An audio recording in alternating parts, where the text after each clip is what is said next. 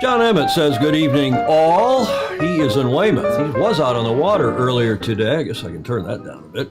Pedro, foiling sailor, a.k.a. Peter Stevenson, traveling north today to Coffs Harbor on a 3-week road trip. I will listen in the car.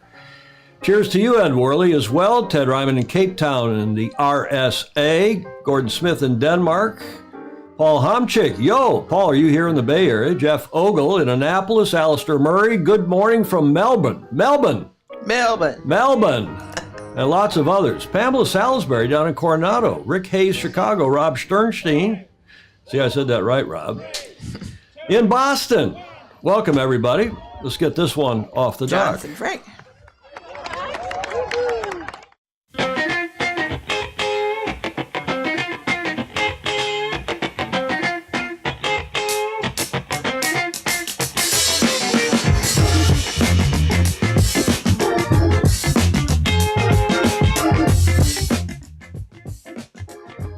I know that you are going to get a hashtag, where's the scarf? Uh-oh. Because you do not have a scarf on today. I have a different kind of scarf. You do? What is that gold thing around your neck? It's a gold thing around my neck.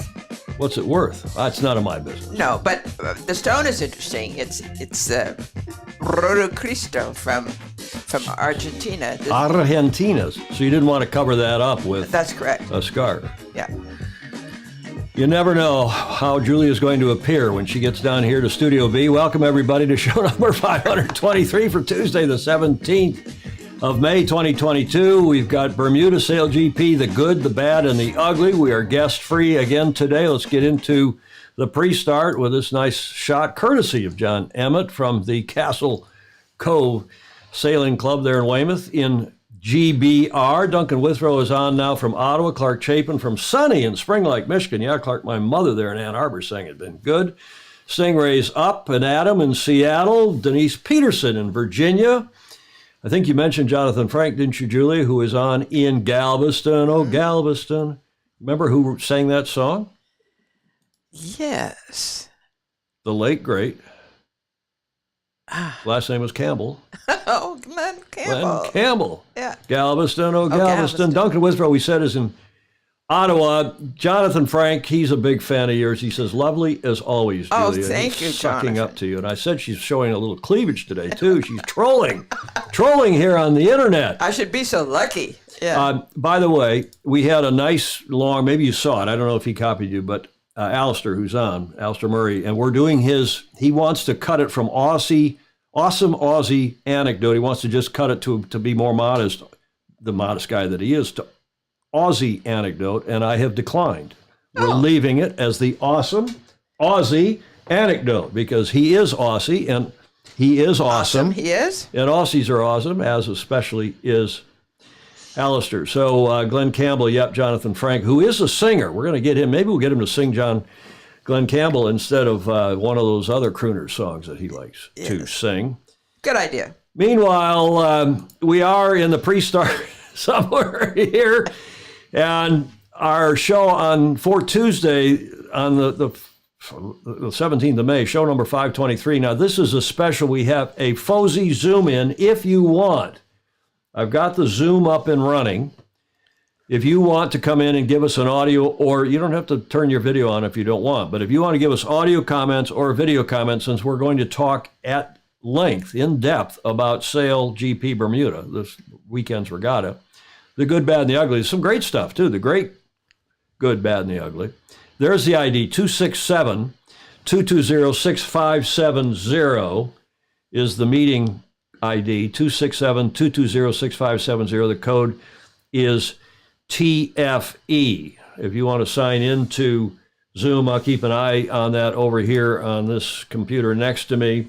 If anybody wants to comment, if other than by the normal means, the written comments that we like to read through. Alistair is saying, awesome is okay with me. He Isn't is that awesome. nice? He sent it. I've seen his report, his anecdote. Stingray, 267-220-6570, TFE. That's right, Stingray, if anybody wants to comment. It's there. Via Zoom, and Stingray's put that up for us. Julia, do you know what day it is today? Here's your first, and I'll give you a second clue as well. Communicating with the unknown. That was a good guess. Well, here's the second clue: is that on this day in 1865, the International Telegraph Union, which became the International Telecommunications Union, was established. So just shortly after the America's Cup, the telegraphers were communicating. Gordon Smith says it's Tuesday. That's what it is. So that's what happened on this day in history. And therefore today, fairly recently, the UN or somebody has declared this like Happy World Telecommunication Day every year on the 17th of May. And since we're in that business here with Tommy Eamon Live, I thought we had to celebrate that. There's a lot of other things going on, but this is a particularly apropos to our program. May 17th is the World Telecommunication and Information Society Day. So if you're wondering in that, in the show comments at the top of the show, whatever we call that, the show agenda, that's what WTISD stood for. The purpose is to help raise awareness of the possibilities of the internet and other information communication technologies can bring to societies and economies. Okay, we're pretty far into this by now, I would think, but this year's theme I thought was also apropos. Oh, yes. This year's theme is, quote, digital technologies for older persons and healthy aging. Yay. What better to describe, at least than the two of us, not necessarily our Fozy who are on here. Right. A lot of them are much younger. The theme emphasizes the importance of using telecommunications and information communication technologies for the elderly to stay healthy, connected, and independent on a physical, emotional, and financial level. That is important. No, it is, and it certainly has been for you. Absolutely. And certainly has been for my mother. Yes. And, there's two octogenarians who use their computers and their phones and your watch and other technologies all day, every day, to say nothing of television. Yeah. So that's what that's all about. And I couldn't help but put this photo in from the start of our show on Friday last week, where I started with a couple of old gray hairs there. I think I'll use this photo as the opening shot, as the establishing shot before we go to the show 90-second countdown in the future. My mom is 88 tomorrow, Ted Ryman says. She still uses an iPad. That's good. My mom is 88, soon to be 89. Well, not soon, but in due course. Hello, everybody from sunny Cleveland. Julie Ahrens is saying. Alex Kent, Chicago, Ponte Vedra Beach to Rogers, Arkansas this week. Had dinner with my parents and the widow of former baseball commissioner Louisa Kuhn. Bowie Kuhn was the commissioner to whom he refers. She used to hang out with prolific sailor, America's Cup sponsor Ted Turner, who also went to high school with my dad at McAllee. Sounds like Ted and the gang used to party pretty hard to her distaste, or maybe because her husband was publicly battling with Ted as the Atlanta Braves owner, and Bowie Kuhn as the commissioner. I like Ted. Ted's still with us. He's not in terrific shape, but he's one of the great icon in our sport. Nice link, Alex Ken. Thank you. Clark Chapin says, instead of elderly, I prefer chronologically gifted. Oh, yes. My 82-year-old mother lives alone happily and absolutely relies on ICT, a real blessing for her. What? No scarf today, Julia? There's yes. Julie Ahrens. No, we just have a different style of scarf today. Christiane Price, who uses ICT better than most of us, she and her husband, Davey Price, down in Australia. And, of course, she's young, as are her kids, Olivia and Harry Price. Yes. And we carry on here with some other pre-start news. That is the famously smart, famously cool Luca Devoti. He is much better. I texted with him this morning. He's coming on the show next Friday, the 27th. Unless I go to Michigan. I may miss some. Unless I go to Michigan. You're going to be up at Calistoga. Yeah. You're taking the long weekend next weekend. I hope so. Our Memorial Day weekend. Yes. Regardless, I'm pleased to report Luca as well. We're waiting to get him on to hear about his new boat, his One Design Moth. And he hopefully will do a show. If we do a show next Friday, he'll be on. And if for some reason we don't do it, it'll be the following week. But meanwhile, if you want to get on and talk about this Sail GP, if you want to come on live, I'm checking to see if anybody else is on here. Everybody's shy today, but I wanted to offer the possibility rather than just me gasbagging and others commenting with your fingers, as is the normal case. Let's get into the start. Again, this photo by Felipe Juncadella. Here is I think he's from Miami, but he was Is here. it really Junca, not Hunk? No, so I think it's Hoyta, La Jolla. Juncadella. Yeah, thank you, Julia. Your Spanish is better than mine. At the starting line here for show number 523. And again, if you want to go on via Zoom, there is the Zoom ID 267-220-6570. Come on, join us. The code is TFE. You can see the show because I'm sending the show back out via Zoom, so you won't miss anything. And welcome again to all of you. Here's our usual report, top of the show by our Fozy and super coach John Emmett, master mentor that we call him, and have a listen. Hello, John. Off we go. So I guess we're filming. We're live here at the Storm School production. I've got Neil College here, and we're on a jury boat. Now I can't actually show you any of the film, or I'd have to kill you, because this is a actual feature film. But I wanted to say to Tom, Julia, and all the Fozy, it's fantastic to be involved in a project like this. The girls have been amazing, and I just think anything we do to promote sailing is only a good thing. You can see it's pretty lumpy here, and we're just about to do some downwind shooting sequence. So as I say, I can't actually show you any of it. But yeah, I've been learning lots of new things. I have some hair and makeup things in my pocket, and there's an awful lot of terms that I never knew. Better crack on. I think we've got all the cameras ready to roll. I believe that's how it's said. And we just couldn't ask for better weather conditions. So have a fantastic show, and I might still be on the water when you go live. You never know.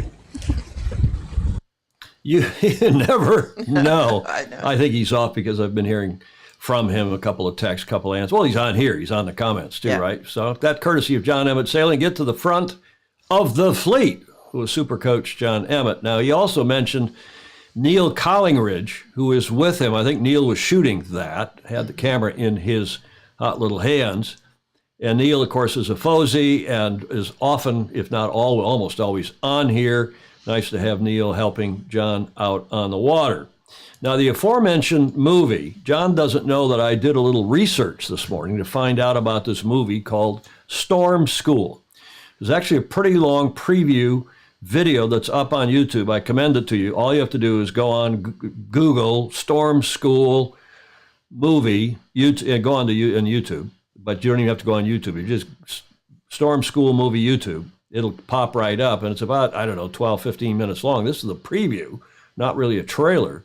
But I've pulled the preview down. I'm going to play you the first little bit of it, and then the end of it, so you get a feel. Because I have a feeling. My sense of watching this, Julie, is that it is very cool, and it's going. Okay, it's not going to be the next Gone with the Wind, But it is, I think, going to be very cool, and we'll have to do a watch party when it is finally released. Because good. there are a number of Fozy in it. Oh, good. Already. Yeah. Have a look. Well, here, I'm going to read this. I forgot I put this little bit in before we run the video. Storm School movie. It's a look behind the scenes. This is, as they say in the TV business, the setup. A look behind the scenes at the movie Storm School, currently in production, based on the lives of Ukrainian Viktor Kovalenko, sailing's most successful Olympic coach, Leja Zhu, Lily, our Fozy, John's wife, China's first Olympic sailing gold medalist, and Australian Matt Belcher, whose brother is the president of Australian sailing, with our other Fozy, who is the VP, soon to become president. Alistair will become president in October. Great. One hears. So we got a lot of cool people, and a double Olympic gold medalist, Matt is, and their incredible struggles against adversity to pursue I can't talk, to pursue their dreams, overcome multiple obstacles, and to become the very best in their chosen disciplines. More than a movie about sports, Storm School is lesson that life is what you make of it, and to pass through the storms and challenges encountered on the way. To succeed requires passion, determination, and vision. Okay, now with that set up, have a look at this preview, at least the first part of it.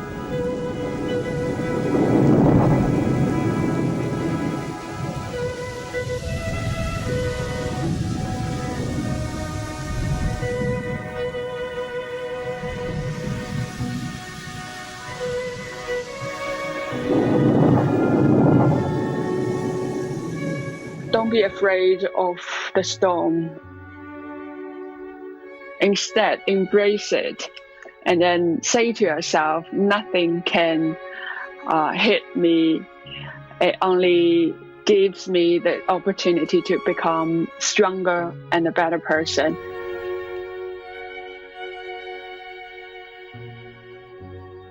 The biggest message of the film is like you can reach any goal.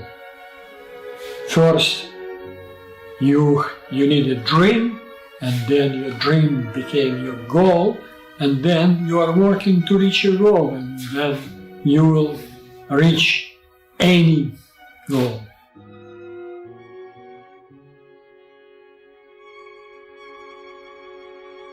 What I love about this script is that you've got three really unique and different individuals with such diverse and different backgrounds, but we all had the same goal, we all had the same dream, and to have the script and the journey go through from very beginning to all come together is just such an amazing story. It's such an amazing moment for all of us that we're able to make it work with such different beginnings.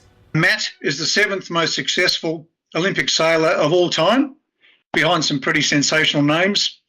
Victor is number 3 on the world ranking of Olympic gold medals from sailing over the past six Olympics. And when I say that, Great Britain is number 1 with 15 medals. Australia is number 2 with 10 gold medals, and Victor is number 3 with 7 gold medals. So he's the 3rd ranked country. I love it. Okay, this is a long preview. I'm going to let this go on just for a second longer and then come back. That obviously was Alistair Murray, our Fozy. Awesome. Alistair. Yeah.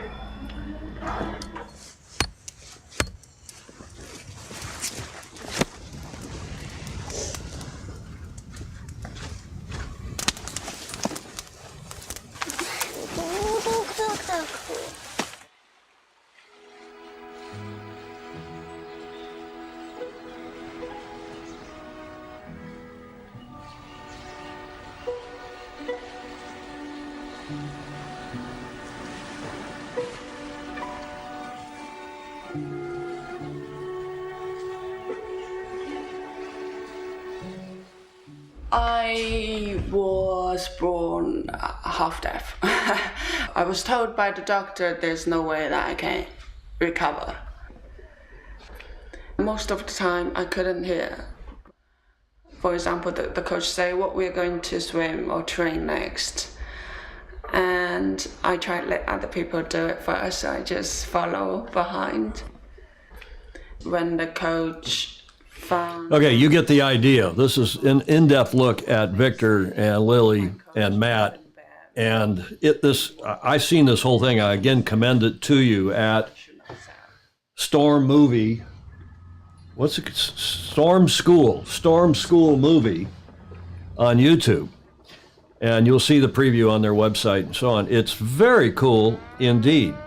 Now, I'm going to play now the end of it, just the last couple minutes of this preview, so you get an idea of what it is really, what stage it's in and who's producing it. So it's a Swiss production company. But as you all are saying, Alistair is saying both Victor and Matt are very good friends of mine. I will feature them in a future Alistair's awesome Aussie anecdote. Mm-hmm. Now we got the A4, the 4A. Stingray saying, wow, who produced this movie? It looks superb. Jonathan Frank likewise looks absolutely fantastic. Yeah, Bill Wingrove, I don't think this is the next win. This is a serious documentary, as you can see. And now let's have a look at the last couple minutes of this preview. Kovalenko is inducted into the Sport Australia Hall of Fame. Okay. Victor Kovalenko.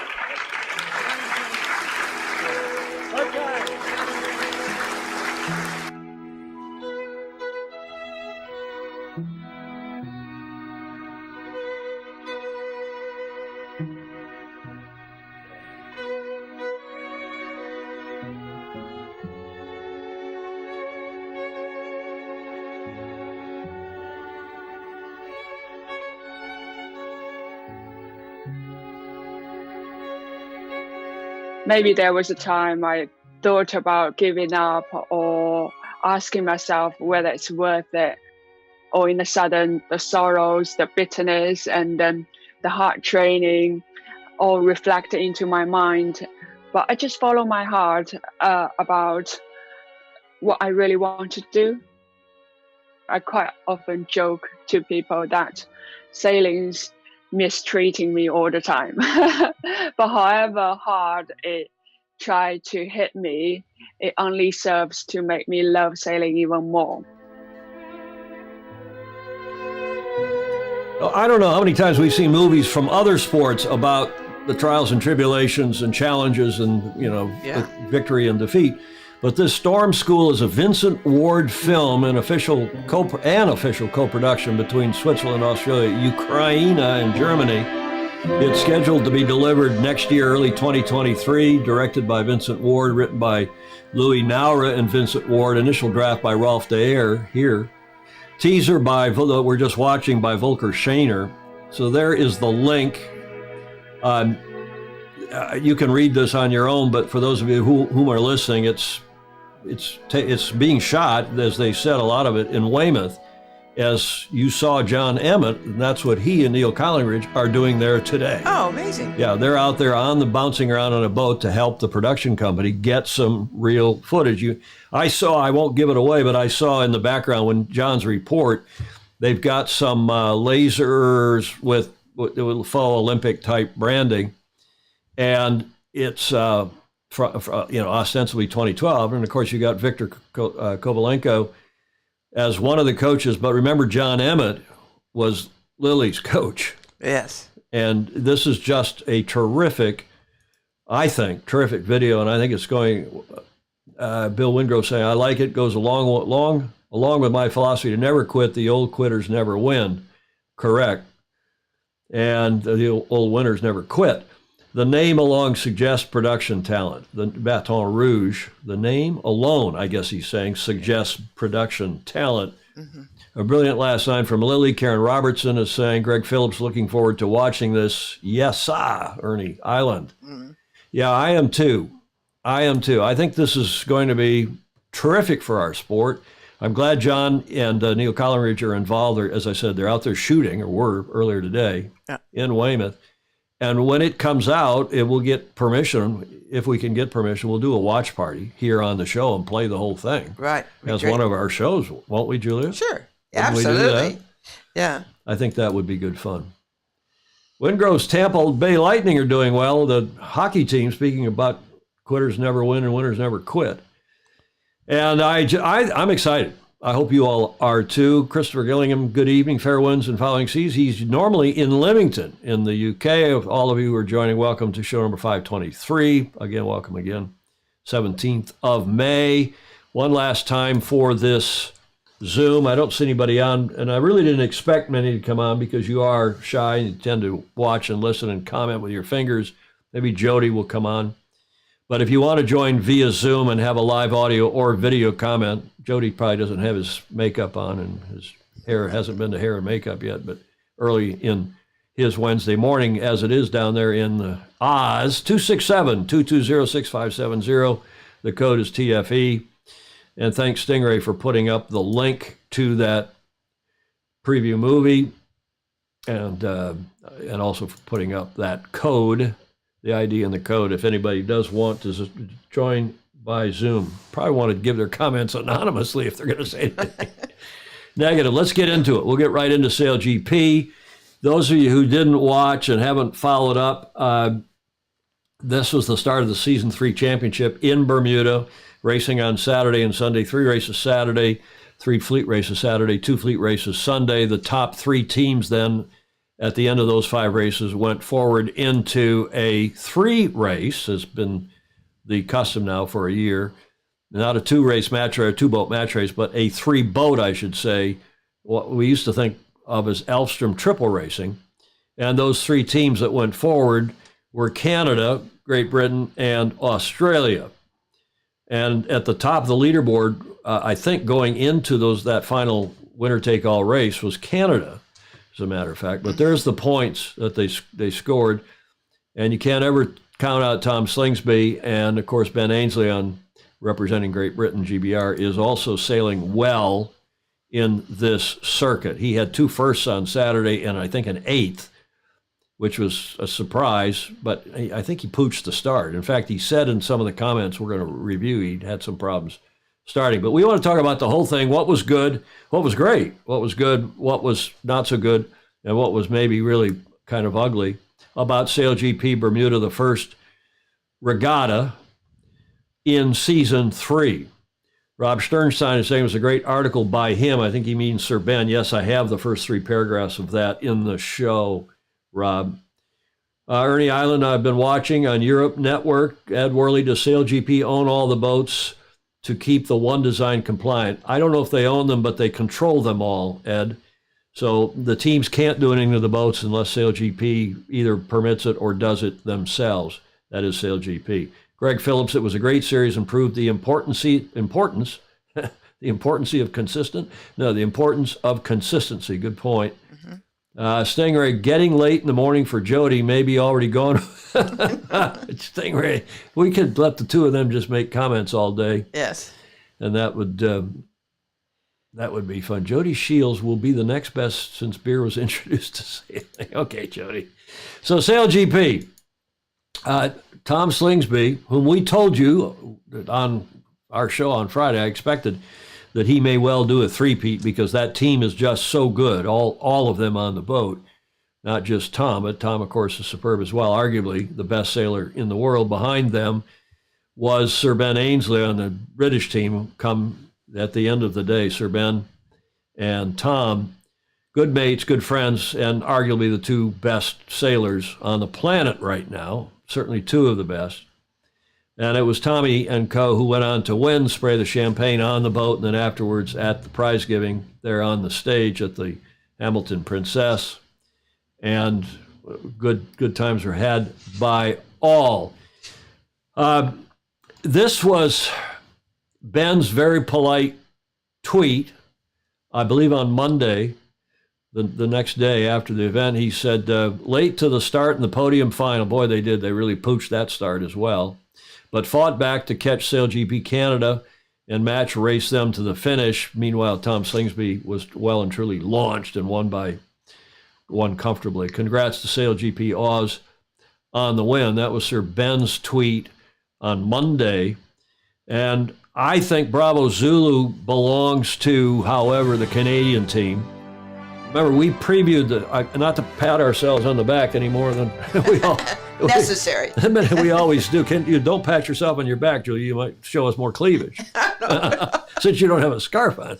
But sorry, I couldn't help that. I know. But we told you on Friday that this Canadian team with Phil Robertson, the Kiwi skipper, was going to be good, and they came good. They proved us right. And they intended to. They were very together. They were indeed. And it was a nice effort, and congratulations to them. It's a fledgling team, but of course Phil has steered both the China team and then the Spanish team last year. Got fired here. The last race here in San Francisco got fired before the event so the Spanish could put their own skipper in. And Phil and Sail GP saying that he quit. I don't know if he quit or got fired. One hears he got fired. They wanted to put their own Spanish sailor on. But bravo Zulu to them. They sailed very well. Phil and co. skippering, not driving. I hate the word driving, but we're going to put that to all of you as one of the issues. Skippering Canada to third in their first time as a team in Sail GP. And there's a lot of comments coming through. Let me hold off on those for a second. And we now have Clark Chapin on, I see here, via. Good, Clark. Thank you for that. I'm going to stop my video or hide my self view. So Clark Chapin is on here. And I want to just play a little, I hate it when they do vertical, this is portrait videos, but a nice video nonetheless from the Canadian team that I found on their Facebook page this morning. Have a look.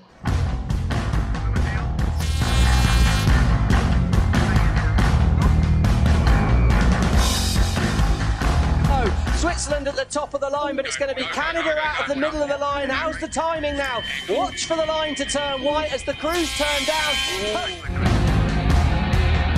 And look at this, Canada coming in a drag race. Will they touch the line before the Swiss? Oh, it's going to be inches in it. I think the Canadians snuck it. It's so tight. Yeah, obviously we're pretty happy.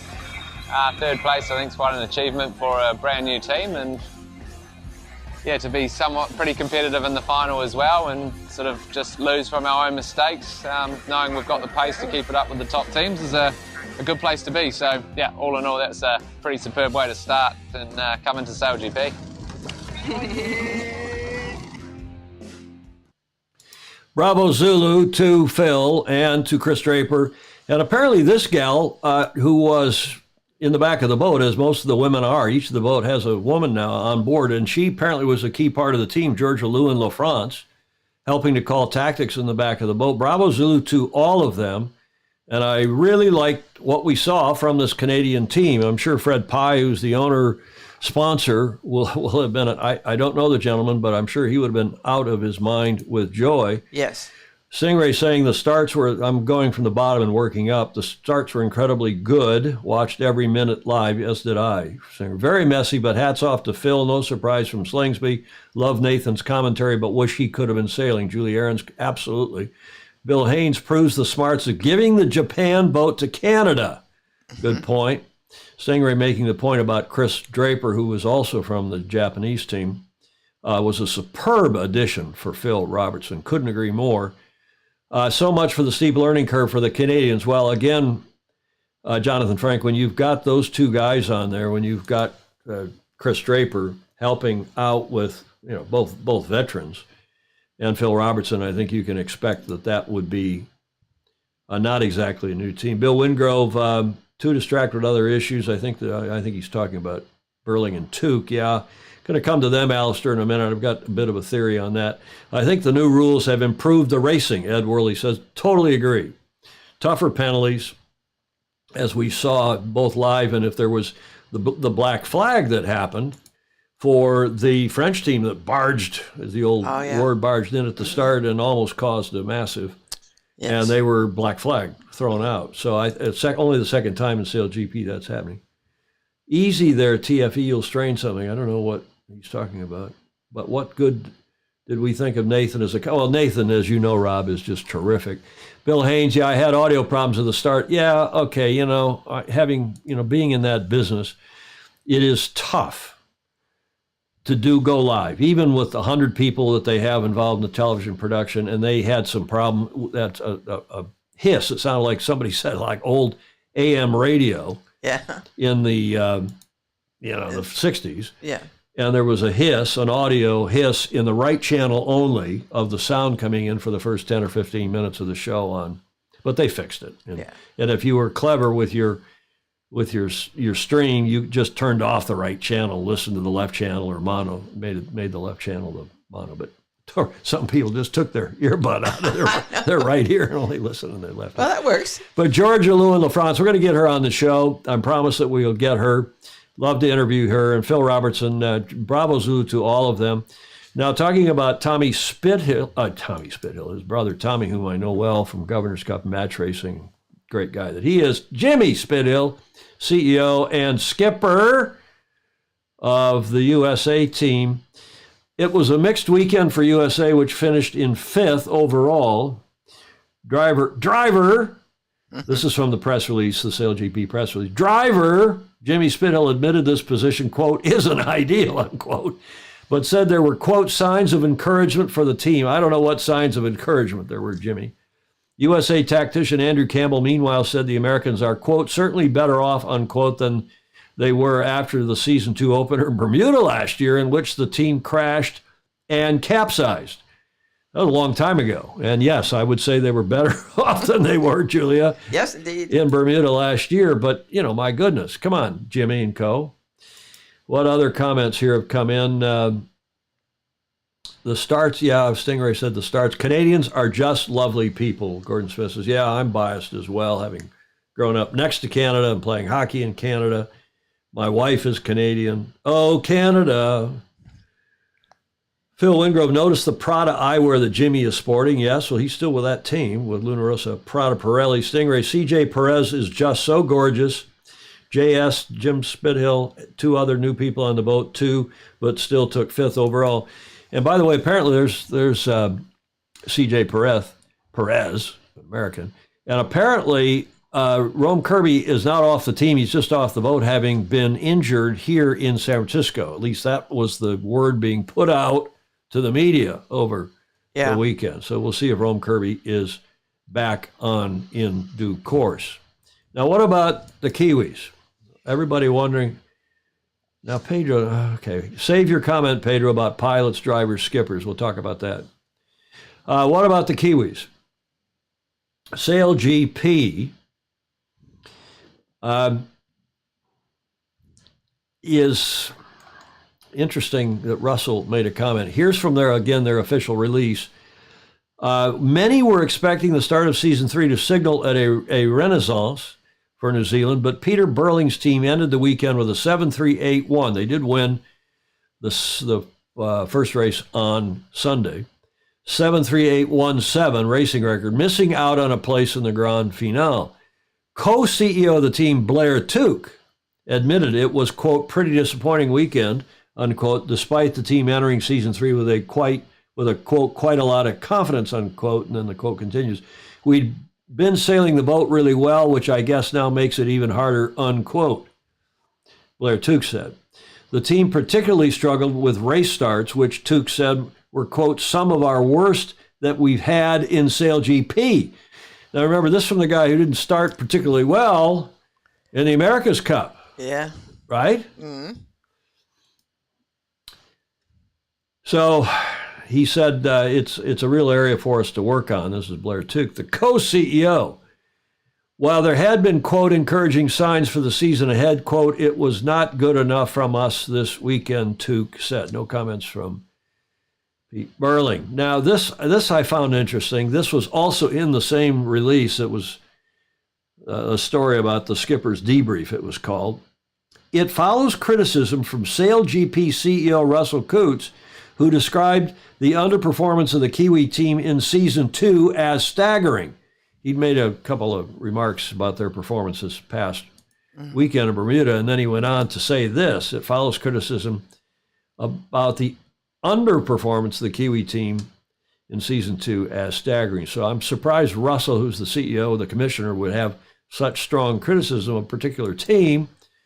But what does that mean? Would he rather see Team New Zealand go away? Well, we know he and Grant are not great friends, but I think he recruited Pete and Blair to get them in. So I'm surprised to see the strong criticism. I think if I were on the New Zealand team, I'd be disheartened.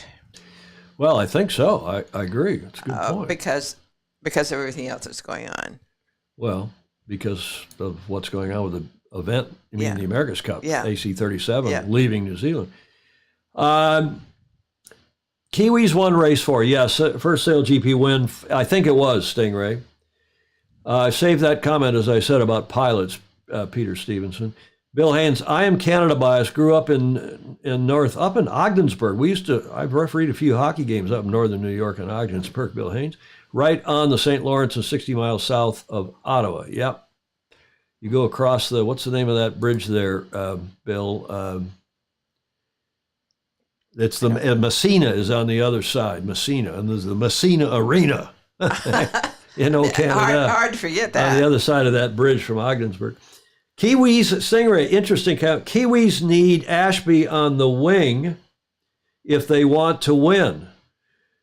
And I see Clark and now Jody on. I think it's Jody. Yep. And we'll get them on in a sec for live comments. And maybe Nathan on the helm. Yeah, well, Nathan, of course, is with Team New Zealand now, the America's Cup team. But those teams are separate. Team New Zealand and this SailGP team are separate entities. Ed Worley, one design sailing brings out the best teams. Yes, that's a good point. Bill Wingrove, RC's comment may be related to all that the Kiwis are doing with the AC, not concentrating on the job at hand, i.e. the land speed record instead of on the water activities. Well, there's an interesting observation. We've talked about that. We have indeed, by Bill Wingrove. Julie Aarons, their concentration is not on par. Don't know why, but I think that they have spread themselves too thin. Maybe there wasn't. Oh, Julie is coming to this party too about the Kiwis spreading themselves too thin. Wow, Julie. Here's my theory, is that this guy is the heart and soul of Emirates Team New Zealand. Of course, he's an Aussie and arguably the best catamaran sailor in the history of the world and one of the best foiling sailors now in the modern history of the world. And that, of course, is Glenn Ashby. This at the christening. We'll have a video about this later in the show. Horonuku. So they christened the new, this is the land speed record boat. It's not a boat. It's a land yacht. Yes. But I think without Glenn, they're struggling. And if they were to add Glenn to their team, I bet you they'd be right up at the top of the pack. What do you all think of that? At least that's my theory.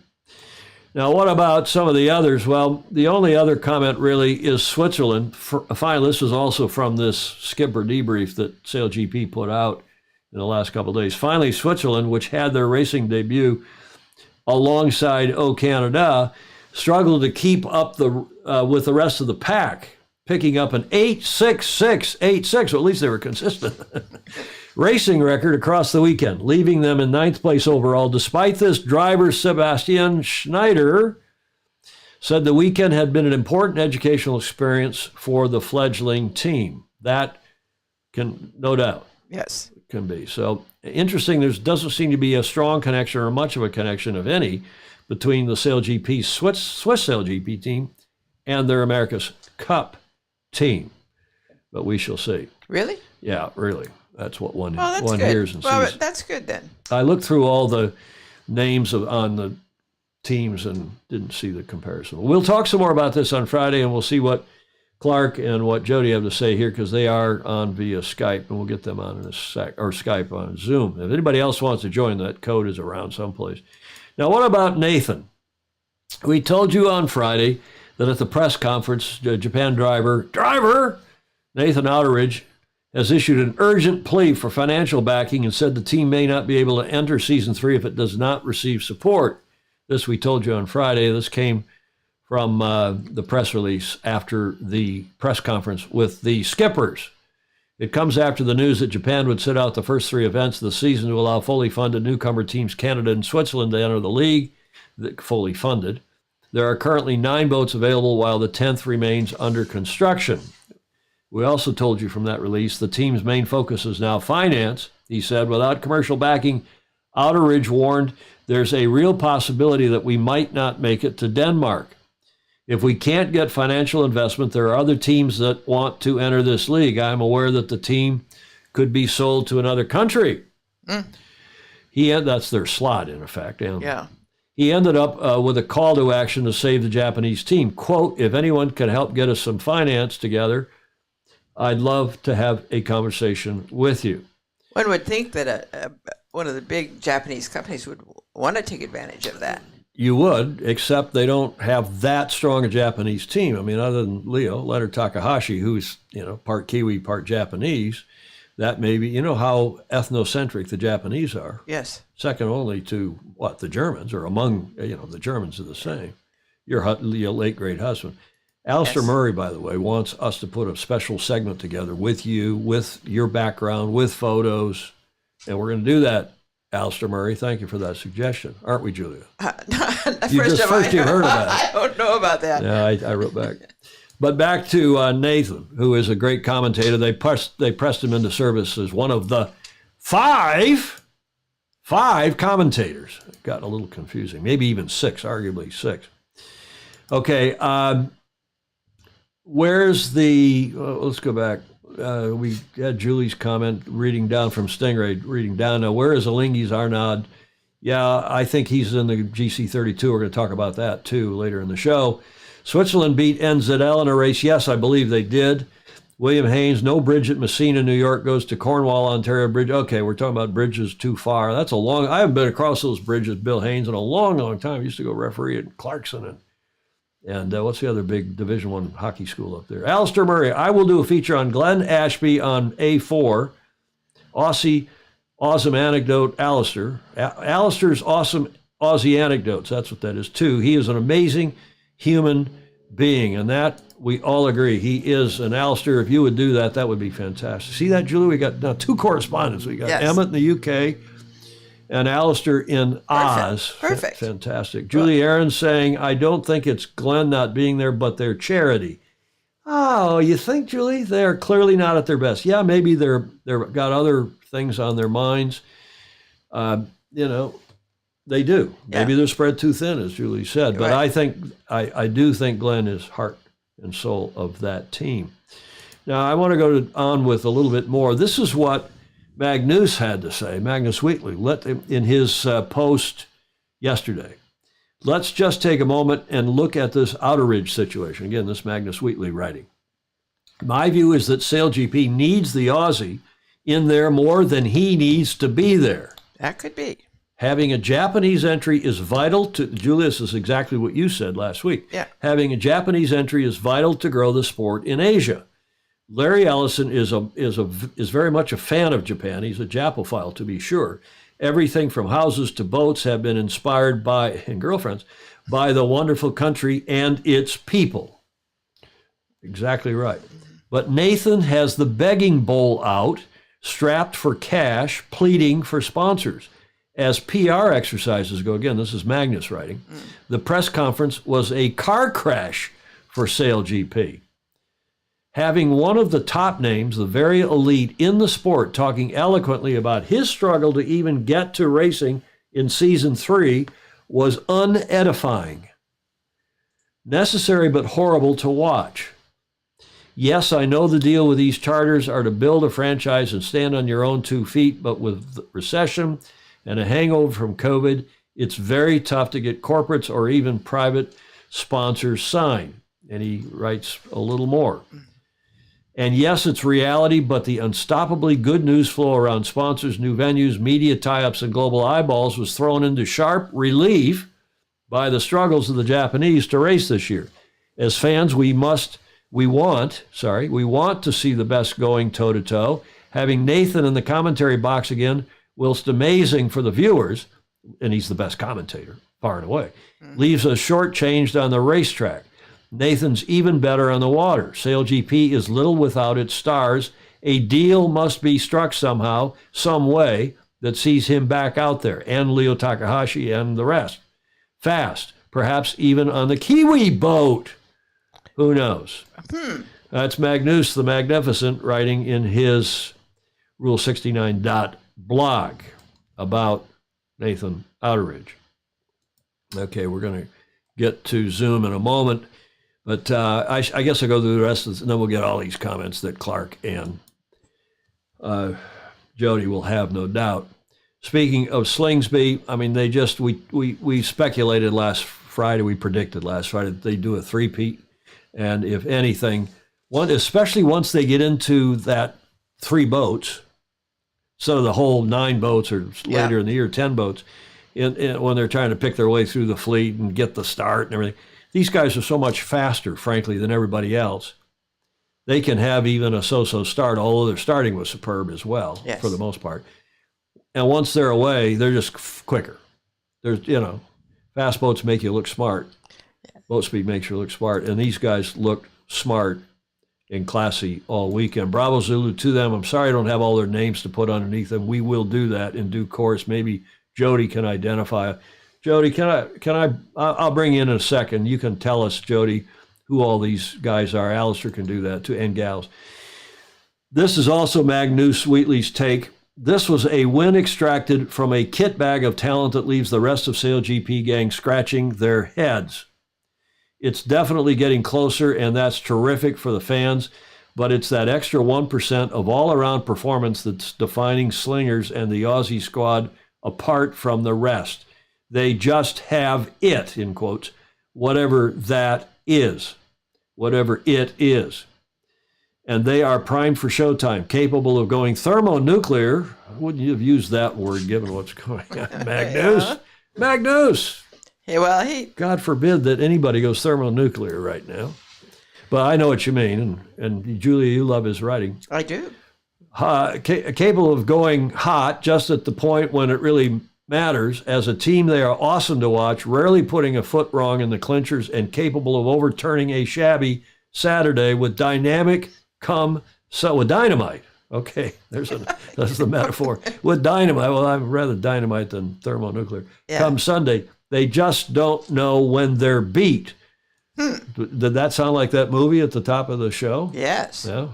Winners never quit and quitters never win, or whatever that is. So that was Magnus Wheatley writing again on his blog in the last couple of days. Free. I commend it to you, Rule69.blog.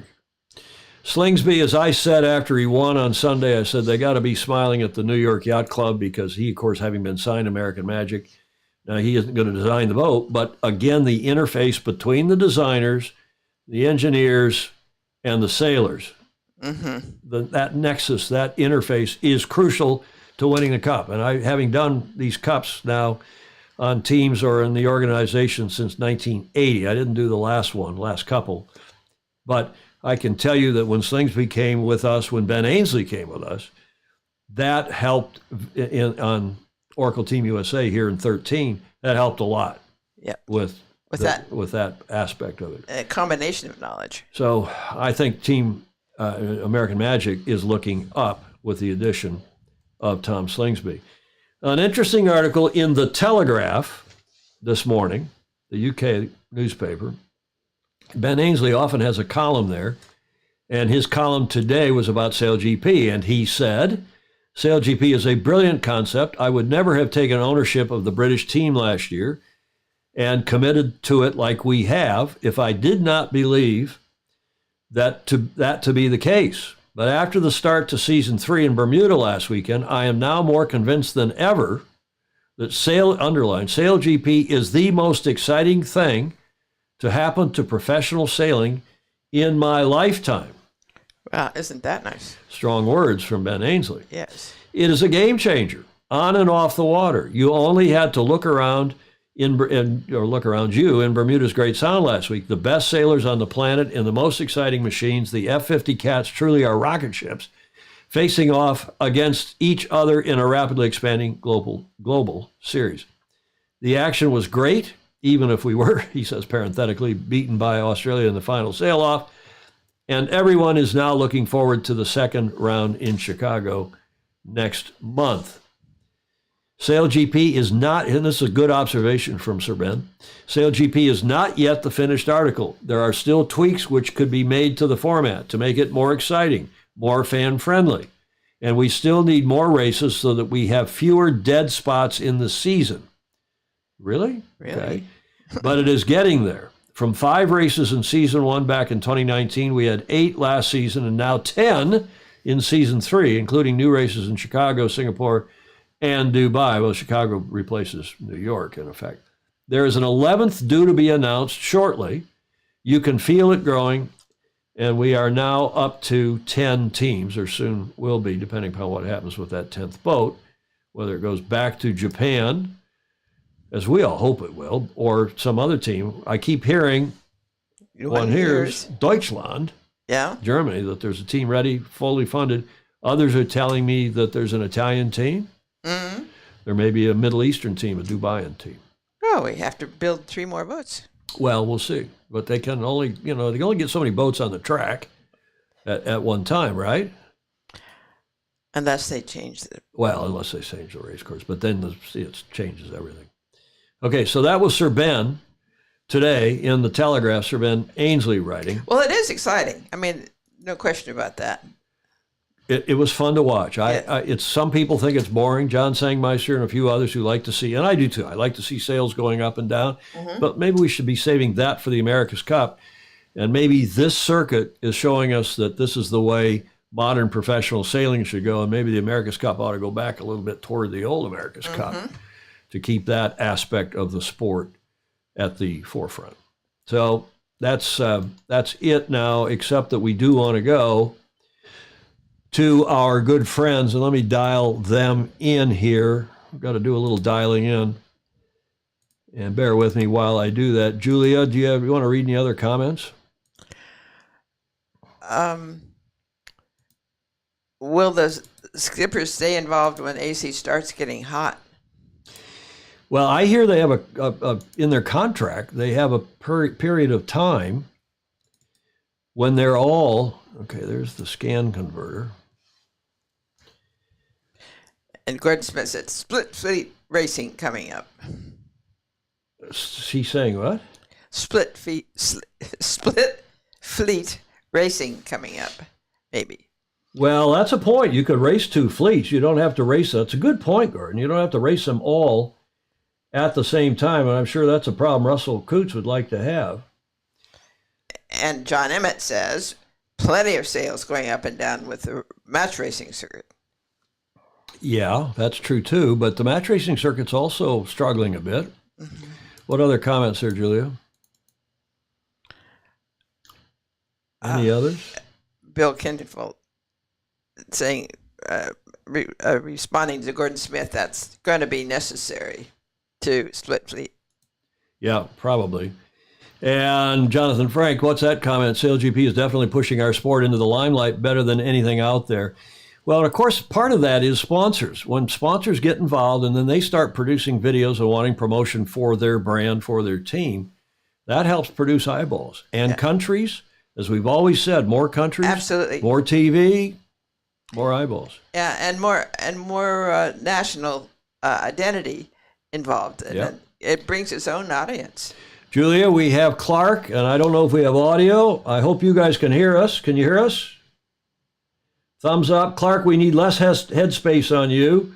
Get your head up closer to the top. This was the kind of stuff we always do in the pre-show. Yeah. There you go, Clark, and he's got his virtual background on, which always makes you look ghostly, but, you know, it's your call. Yeah. And we have Jody. Let's start with Clark since you were on first. Clark, do you have any, general or specific observations? Carry on.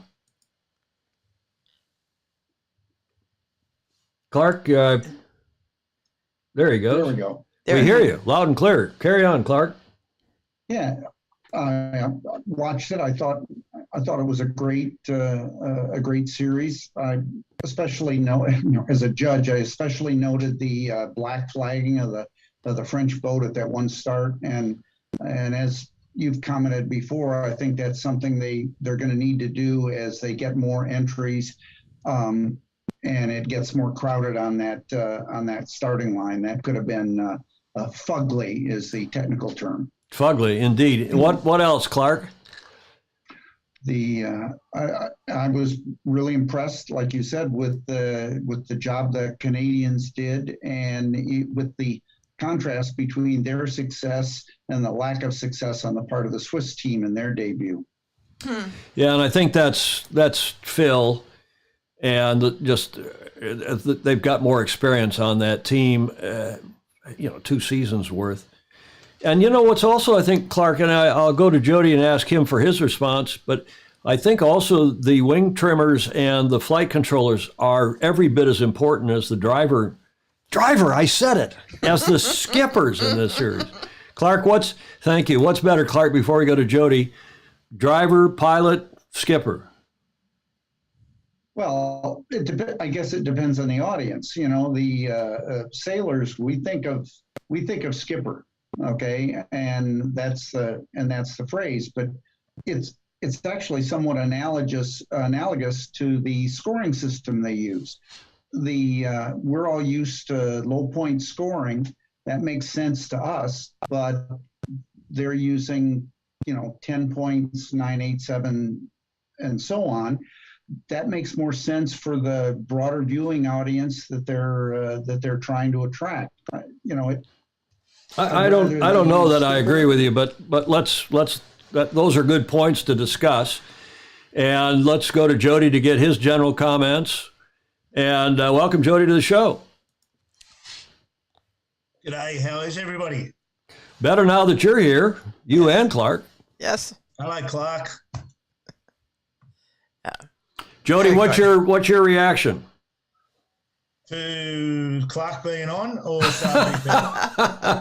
what's your reaction to SailGP Bermuda? Good, bad, and the ugly. I thought it was pretty good racing. Obviously, fantastic result for the Australians. But yeah, He's saying like Sangmeister. It was very interesting that Phil come out of the blocks charging hard, which was, you know, there's a lot of chat about the guy on the flight control. His name escapes me right now, but they reckon he was brilliant pretty much in a lot of the training, and they really hit the ground running, and that was evident by the fact they got into the final. So, you know, well done to Team Canada for that. That was amazing. But I heard you chatting about New Zealand and the rest of them, Swiss. I think everyone forgets the caliber of the people that are in this fleet. And, you know, I definitely was one that, you know, when New Zealand signed up, I thought, oh, this will be interesting. We'll give the Aussies a shake. But you forget that they're racing the best of the best. You know, they're not mugs on any of them boats. So it probably shows where everyone's at in a worldwide sense, I guess, when they're all on exactly the same boats with exactly the same data. So, yeah, it was good. It was good. It was good racing. Jody, you did the commentary on and off over the last couple of years and did a superb job of it. John Sangmeister would be proud of you. Any observations on the television? Oh, geez. That was horrible. Sack them all, get me back. No, I don't know. It's hard. Like, where the guys, are you talking about the actual coverage or the commentary or what? Everything. Coverage, television, commentary. The whole lot is really hard. Remember that they're sitting in a little booth in Ealing. Ealing meaning the UK. Yeah. Yeah, so the whole thing's done over in the UK. The whole production thing's done over in the UK. The booth, Eric's there. Nathan and Lisa were the only ones basically on site as far as commentary is concerned. Everything else is in the UK, so there's delays. You're watching off a tiny little screen, so you can't get the you can't get the detail as best you want. I remember when I was doing it, I'd come home and watch it on my telly at home. You know, it's a much bigger telly, and you just see so much more. And you think, God, I wish I'd seen that, or, you know, I wish I found that detail in the commentary, whatever. And that's what these guys have got to face with, because they're three blokes stuck in this tiny little booth and watching, you know, a TV screen. You've got the umpire app on one screen, and you've got what they call a chatter feed, which is basically just a rolling data from the race control and all this sort of stuff, giving you, you know, is there a course change, is there whales on the course, whatever they're pumping out to the teams. That's on this other little screen. So you're trying to get that information, you're trying to decipher it, and then you're trying to punch it out in words, all while there's racing going on in front of you. And it's tough. It's a tough gig for them. And you know, I argue the point that we need to be on site every day, but you know, they persist with this remote commentary thing, and when things fail, it shows up because you're flying blind. You can't default and look out the window and say, right, what's actually happening on the racetrack, because you can't see it. So yeah, and of course it's all a cost thing, and this is what F1 is going toward. This is what the Olympics are going toward, and on and on and on. And COVID forced people to get better at doing it remotely. I mean, it's like us now. We used to have guests here in the studio, Julia. We haven't had guests in the studio since before the pandemic, and I doubt we ever will again. Even if we have somebody local like Kayard, we'll get Kayard on Skype and do. Okay, let's ask both Clark and Clark. Less headspace, please. Come on, you got to get you up there, same size as Jody, and a little less headspace. Tip your camera down. This is what we do in the pre-show to get everybody looking. If I had my control room didn't do a very good job of getting Clark sorted out ahead. The staff of 47. Our staff of Okay, what about Clark and Jody? What about skipper, driver, and pilot? Which is best? Clark, take a decision here. Not about which audience it is. If you're Russell Coutts and you're the CEO of SailGP, which would you use and why? I'm probably going to end up using driver. Really? My preference not being for that, but I think that's. And that's not because you're from the auto industry in Detroit? No, but I think this whole series has a lot of analogies to car racing, and driver is the phrase that people are, and the guy's got a steering wheel. But what do they call the driver in Formula One? They're calling the pilot, the pilota, the pilot. So I don't know. I don't know. We use the word ourselves. Who's driving today? Well, I'm driving, or who's driving today? Julia's driving, meaning the boat. We all talk about that. But I think to the sailing world, it's like, we'll get to kilometers per hour in a second. Jody, driver or pilot or skipper? I think skipper. I think we need to be careful. We're trying to attract people to our sport, and whether that's an education thing, and we need to somehow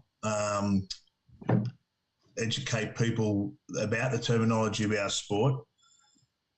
And if it's as simple as saying, the people on the wheel is, the person on the wheel, or the person in control of the boat, or whatever, is the skipper, because that's what we've always called it. It'd be like saying, they're coming into the bottom mark, and the maneuver, we normally call it a jibe, but they're just turning left or right. We've got to be true to our sport to a certain degree. Clark, you were shaking your head yes, because that was going to be my next question. And by the way, we're going to go back to our comments. They never called it a tack or a jibe. They called it a maneuver. Mm-hmm. And okay, I can get calling it a maneuver, but then somebody ought to say, well, that was a tack and that was a jibe, and here's why. I mean, it doesn't take long to explain it. Clark, what do you think? If I'm deciding what to call the guy behind the wheel, it's going to be skipper. I'm with Jody. If Russell Coutts is deciding it, then it might end up being pilot. Oh, you're being a diplomat again. Yeah, you bet. Yep. Mm-hmm. John Emmett voted for helm. Helm. What do you think of helm, Jody? Yeah, anything that has that sailing vernacular about it is fine in my. I just think we need to be, I think as a sport we need to be true to our sport, and I think we need to be careful not to dumb it down too much, because we're trying to attract people into our sport. So you imagine some kid falls in love with SailGP, runs down to his local sailing club and says, "Hello, I want to be a driver of an Opti." And they go, "Sorry, mate, that our boat's, you're a skipper or you're a helmsman." But on SailGP, they call it a driver. So straight away, we've got a disconnection. So I just think that's, and I understand completely why they're doing it. And it's all about TV. And I said this to you a while ago, Tom. You've either got to have a sailing boat race or a TV show. And SailGP is going down the TV show realm. I hear what you're saying. I think the first audience, and I think we've made this mistake in the America's Cup, the first audience is the yacht racing, the sailing, the yacht club, the FOSI. That's the first audience. And once we lose them, once that audience goes away, or once we don't attract them, once they reject us, I think you need to get that core audience in first and then build on it. And once you build on that, then you can start to bring in non-sailors and do things to attract non-sailors, like Gary Jobson in the pool back in 1987, explaining with the floating boats and, that was cool, and it helped bring in non-sailors. But I'm with you, both of you, in the respect that we need to be true to our sport. And I think it's not just a matter of whether you're being Clark Chapin or Russell. Okay, go back to all these comments here. Where was I saw a big one from Alistair, Julia. Let me read. Pedro Foiling Sailor. Car, bike, and truck drivers have wheels going around under them, and boats, yachts, and dinghies have skippers with water or ice below. Pilots or land soon to be. Although you might call the driver with the wheels on the land yacht, I might call him a. Pilots are in the air and going fast. Let's call them morphers. What? They are like caterpillar turning into a butterfly when they lift out of the water and become airborne and fly. They are morphing like Marty McFly when he drove that DeLorean back to the future. Peter Stevenson, a.k.a. Pedro Foiling Sailor. Yeah. So I think, guys, and tell me if I'm wrong, I think that we should be doing sailing stuff first and then educating people to that. We don't have football, we don't, in the U.S., our American gridiron football, as you all call it, we don't use meters because they've never used meters and they're never going to use meters.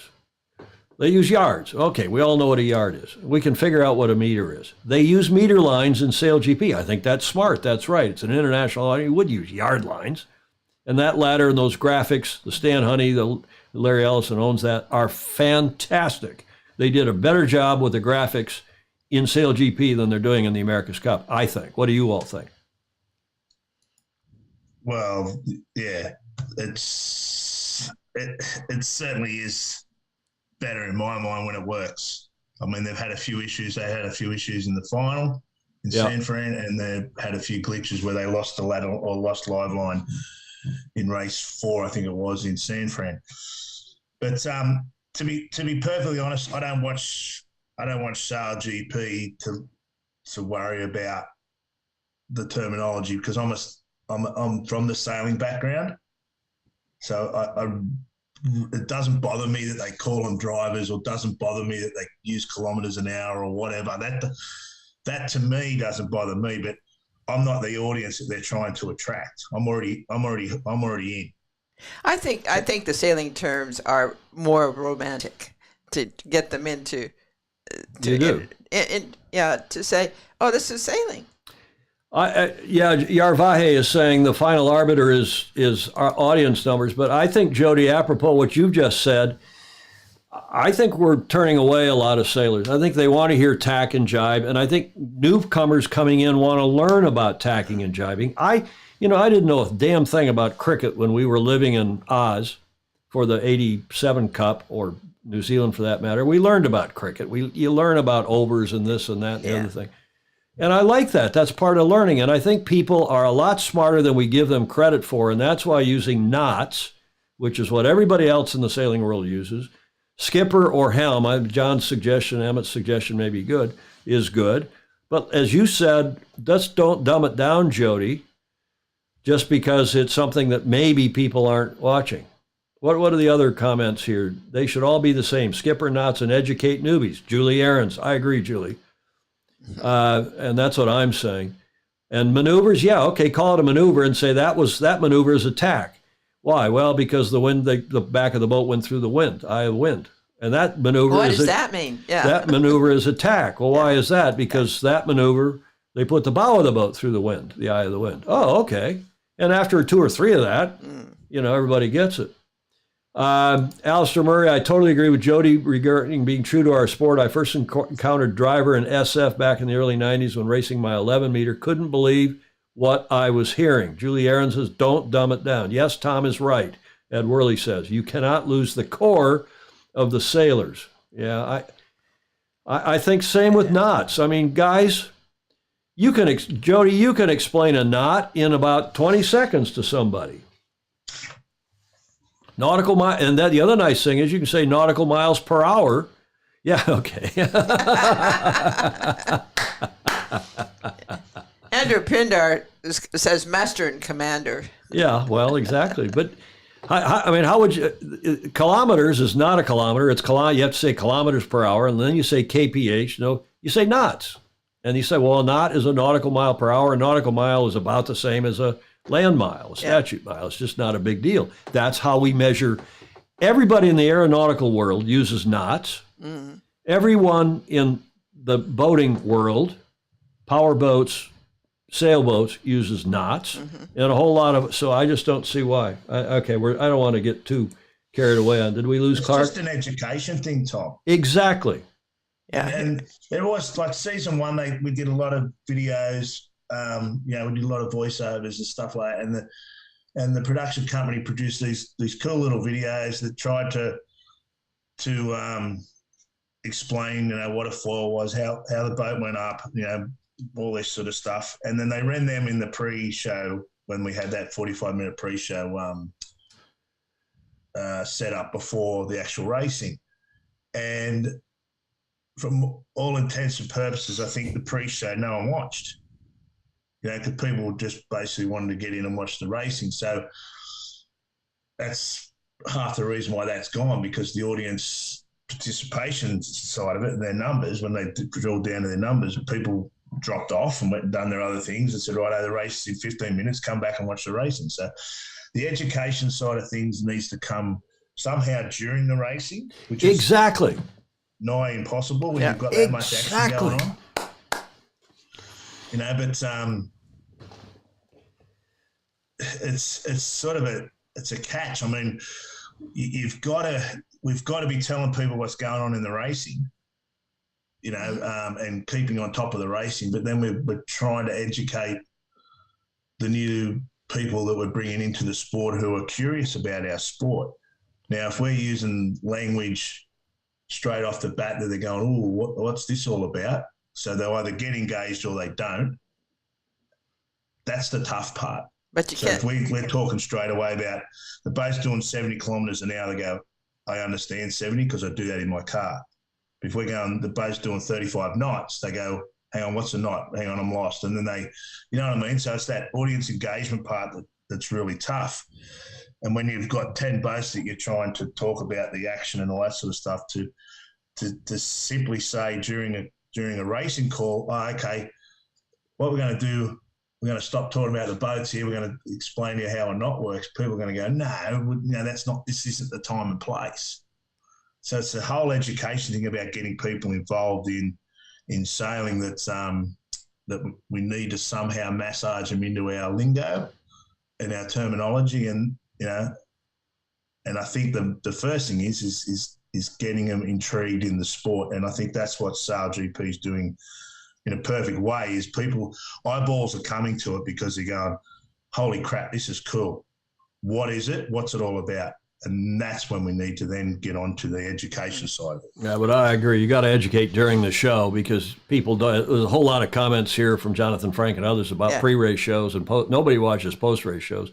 Although I was talking with a couple of you and thinking we should be running a post-race show after and just sit here and react, but it's more fun to do it here on Tuesday. Yeah. Bunch of other comments. Ed Worley, remember the videos with Jobson explaining what the course was and the tactics? Yes, during the AC coverage. And I think people like to be educated. I think that's part of the reason we have an audience on here. People like to talk about other things than just sailing and learn from each other.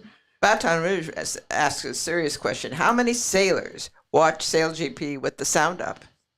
Personally, the redundancy in the commentary I get a little tired of, which suggests they should talk the way sailors do. Yeah, that's the comment right up there at the top. Well, that's the next question, Jody Clark. I always think, and when I do commentary for Gov Cup and these youth match racing events primarily, but some of the World Match Racing Tour stuff, my theory has always been that this is like golf or tennis. And you keep the commentary to a minimum and not try to maximize, not try to gin it up by shouting and screaming, oh, it's getting close. Oh, look at that. Oh. Excuse me. I totally agree with Baton Rouge. Oh, look at this. They're moving forward now. They're making progress. Look at look at them climb up the ladders. And of course, it's even more confusing because they had 5 commentators, 6 counting the one other, but that came in and out. You need Mr. Harris, Todd Harris, who's the NBC guy. He's a journeyman, but he's the guy that was kind of the host. So you need that. I get that. and he's kind of intro and outro, and he gives the commercial. If we heard him talk about the presenting sponsor at the top gate one more time, I think I was going to throw up. But that's okay. I get that. You got to do that, right? Yep. And then you got the two guys with him. Then you go out to the course, and because they're in London, and they got to go out to the course, and it literally is half a world away, or not quite, but they got to go out to the course. There's a lag between the time they throw to the course and they get to Nathan out on the course, and then it gets from Nathan back to London. Okay, I get all that, but it's too much. It's too much. They need to simplify it. They need to use the nautical terms. I mean, tell me if I'm wrong. Most everybody agrees with you. Clark? I think there's an optimum number of total commentators, and that number is probably 3. Yeah. But 6 is way more. Yeah. Yeah. Ed Worley makes a good suggestion. He says display the speed in knots and kph at the same time. Good suggestion. That's not hard to do. But, you say knots, it's a nautical mile per hour. It's miles per hour, and everybody knows what a mile per hour is, more or less. And you can say, 160 knots is 100 kph or whatever it is, 66. Somebody can make that quick analysis. You have an advantage with television. You can superimpose information on TV. We explain how starts work during the start. Yes, Julie Ahrens, good point. And other comments like that. I saw something from Bill Canfield, from Taylor's dad, who made a good comment on here. Julie, do you see that? Haven't read it yet. It's up. What other sport? This is Bill Canfield's pithy. Oh, yeah. What other sport changes its terms to draw in viewers? Yeah. I mean, that's a good point, eh? Yeah, absolutely. And John Sangmaster says there are 2 types of countries: those that have landed on the moon, and those that use the metric system. Yeah, okay, and that's John being an American firster as strongly as he is, but still, that's true. There's one type of country, one that's won SAR GB twice, then there's the rest.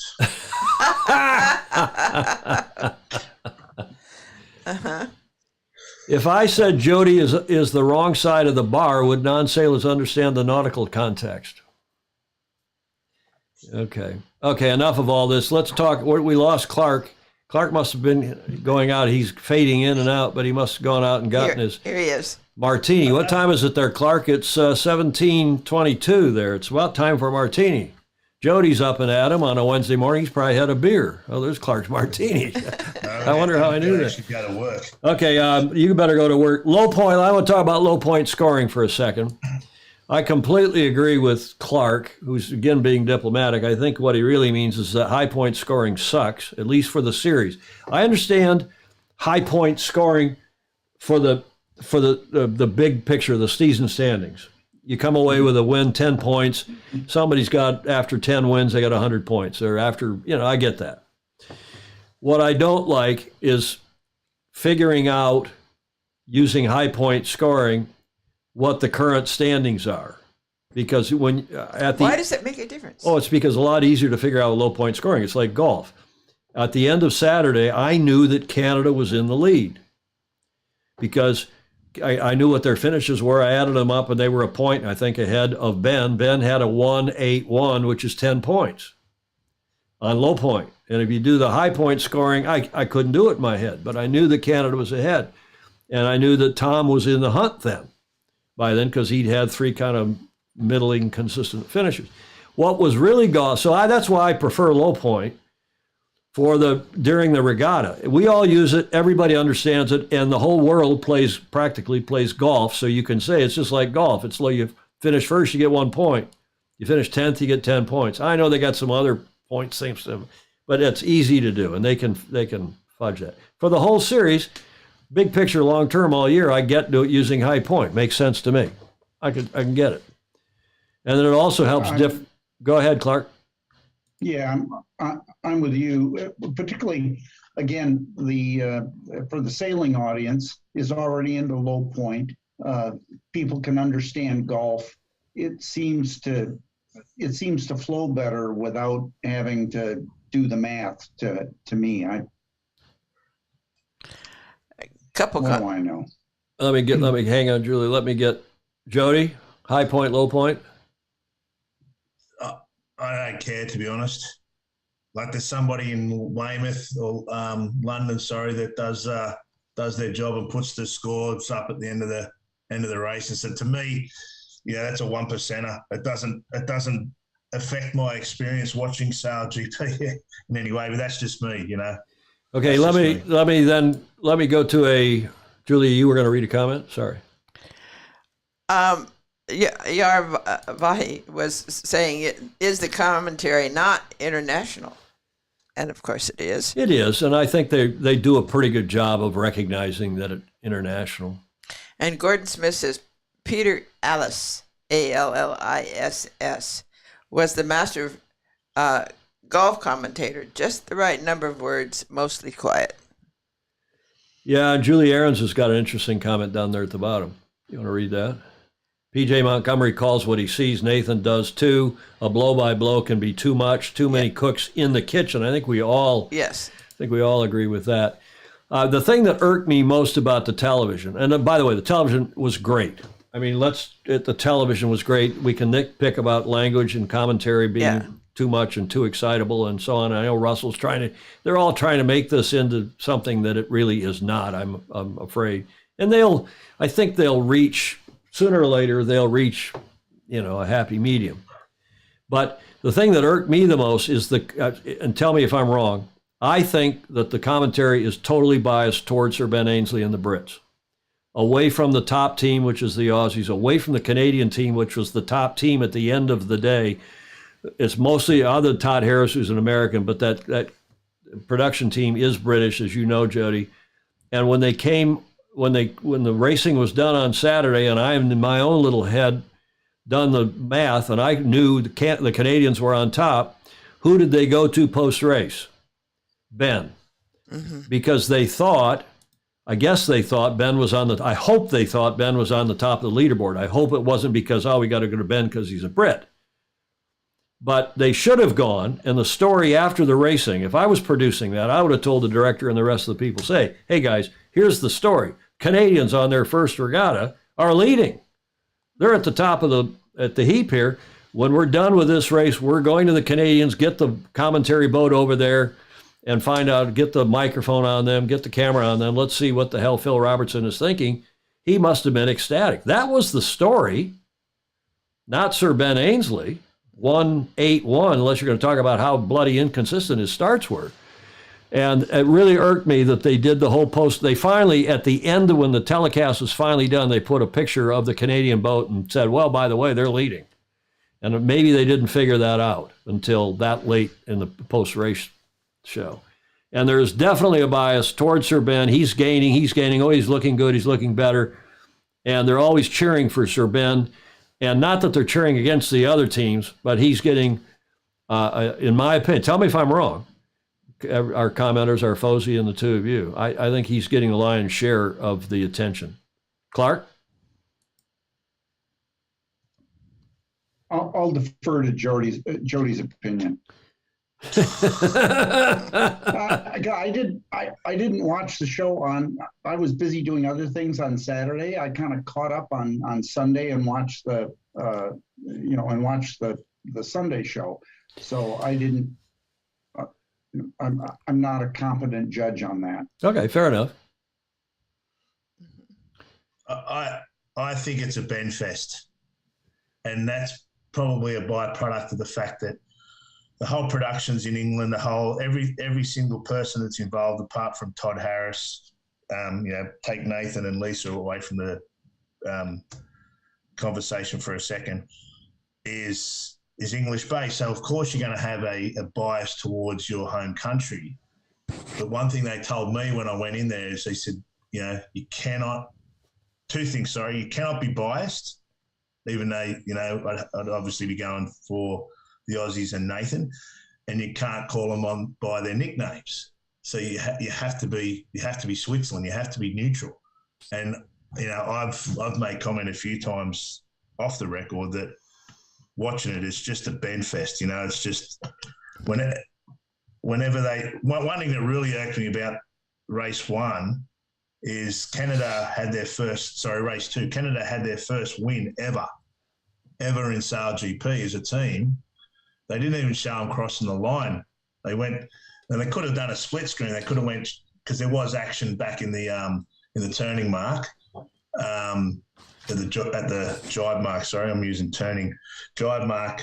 So they cut over to that where the Aussies, the Great Britain and USA nearly come together. But Canada, for their first ever win, you only get one shot at your first, and they missed it. Exactly. And that's all because there was some action on the GBR boat. And that it does certainly come up a lot that, you'd be very happy if you were a sponsor on Ben's boat. You'd be very disappointed if you were a sponsor on a lot of the others, because the time on the, if you sit down and actually bored enough and write down how many times they cut the GBR boat during a race, it'd be, the numbers would be pretty high. Yeah, good points. But, I could almost, I'm probably going to not make friends here. If it was an American-based production, I reckon USA would be probably in the same boat. And if it was Australian-based production, the Australian boat would probably. Well, that's why the producers got to neutralize that. It's got to know what the story is. You're storytelling when you're doing a television show. It's like this show. We're storytelling, and I at the end of the day have to make the final call. But still, you got to tell us what's most interesting. And by the way, if you're in the U.S., if you're in San Francisco, you're going to pay a little more attention to the U.S. boat. I get that. If you're in, tell me where. If you're in Spain, you're going to pay a little more attention to the Spanish boat. I get all that. But when you're in Bermuda, and it's the first race of the season, the Canadians have won the day. I totally agree with you, Jody. Lots of great comments here, Julia. Yes. The producers want the sizzle of celebrities. Yeah, maybe. But Stingray makes the point, seemed to me from the live comments on YouTube, that Canada had by far the most support. Yep. Ed Vetrano saying you want sailing terms, but you're comfortable saying you want sailing terms, but you're comfortable saying they're climbing the ladder. Hydrofoiling has changed sailing. A new generation. Times terms are changing. Maybe if you go more than 25, you're driving. Less than that, you're skippering. Okay. Get it. I just think people are used to skippering, and it helps bring along the it helps bring along the traditional core audience, which of course I am, Julie is, Clark, you are, and we need to be open-minded about new terms and new approaches. I'm all for it. A couple other comments, if I may. Clark or Jody? Well, it's simple with your reach, Tom. Put a thing out there like, it's all about audience driven.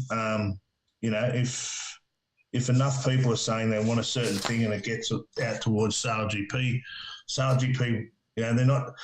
Russell's not stupid enough not to listen to his audiences. And if people are saying, listen, we want to have 40-minute races, otherwise we're going to turn off, they'll do 40-minute races. It's as simple as that. That's a commercial decision they need to make. So I think with all the terminology and that, to me, it doesn't ruin my experience watching. But if that's what irks people, well, that's certainly the feedback needs to go towards Sail GP for that. Whether they take it on board or not, or whether they see the bigger picture and say, no, look, commercially we think, kilometres per hour and driver is the way to go, and our audience that we're trying to target is in the European basin, which, Ben is the number one in there. Well, that's where our focus is. And unfortunately, we are all going to have to just live with that. But, they certainly do take feedback on board. I know that. Yeah, for sure. And Russell's smart as hell. I've known him since '84, but we were very close through the Larry Ellison teams together. And he's bright as hell. He is also a bit like Steve Jobs in that he thinks he knows the market, or sometimes knows what the market wants better than the market, which is true. I mean, which is Julia, it's a fair comment that sometimes one of the things that Russell has done that I think a lot of people said, oh, you can't have a one race final. You can't have a winner take all one race final. Because, we're so used to having 2 out of 3 or 4 out of 7, whether it's, our professional leagues here, having just a one race, winner take all, you got to even it out by having more race. I think he's right. I think, and he's been pushing that for a long time, since as long as I've known him. He thinks the Olympics should come down to like the 100-yard dash. You should have the medal race, but don't count any of the stuff leading up to the medal race. He's saying have the 10 finalists, and whoever wins that race wins the gold medal. I have a lot of sympathy for that, and I like Russell's thinking ahead and leading the market, not just reacting to it. But I agree with you. He will also listen to this, probably with a grain of salt or two.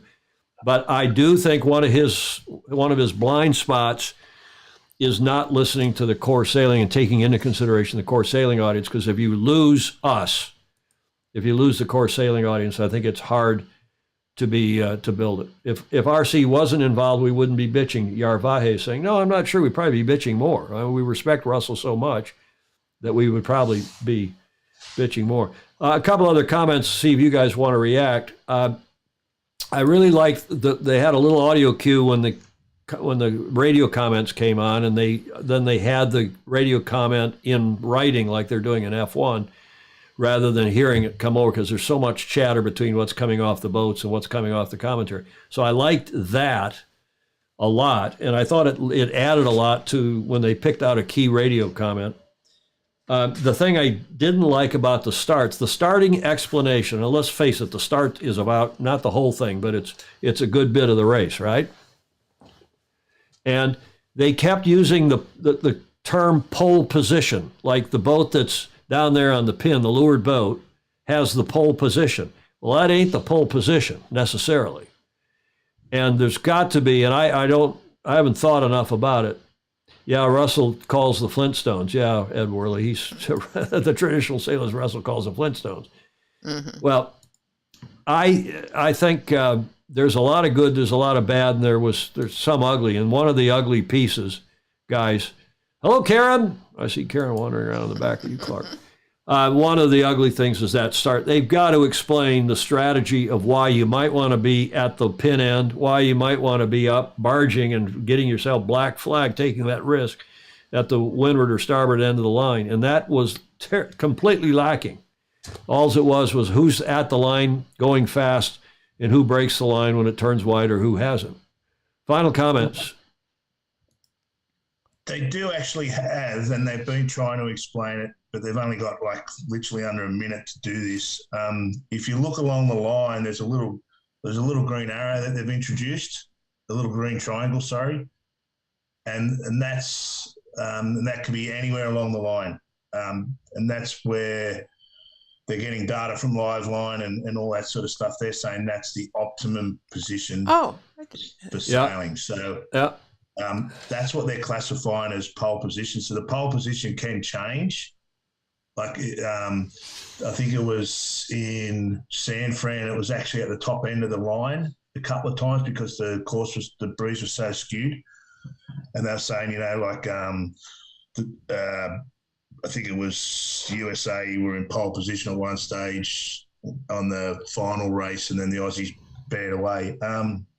So that's something they have introduced that probably a lot of people haven't picked up, and I guess they're just trying to say that in Formula One sailing, pole position gets the supposedly easiest or quickest route to the first corner. Okay, so their theory is whoever's at that triangle or at that location of the triangle, with all the numbers, that's the theory of the best location to be on the line to get to mark number one in best shape. But, once again, obviously that hasn't been explained very well, or people haven't picked it up.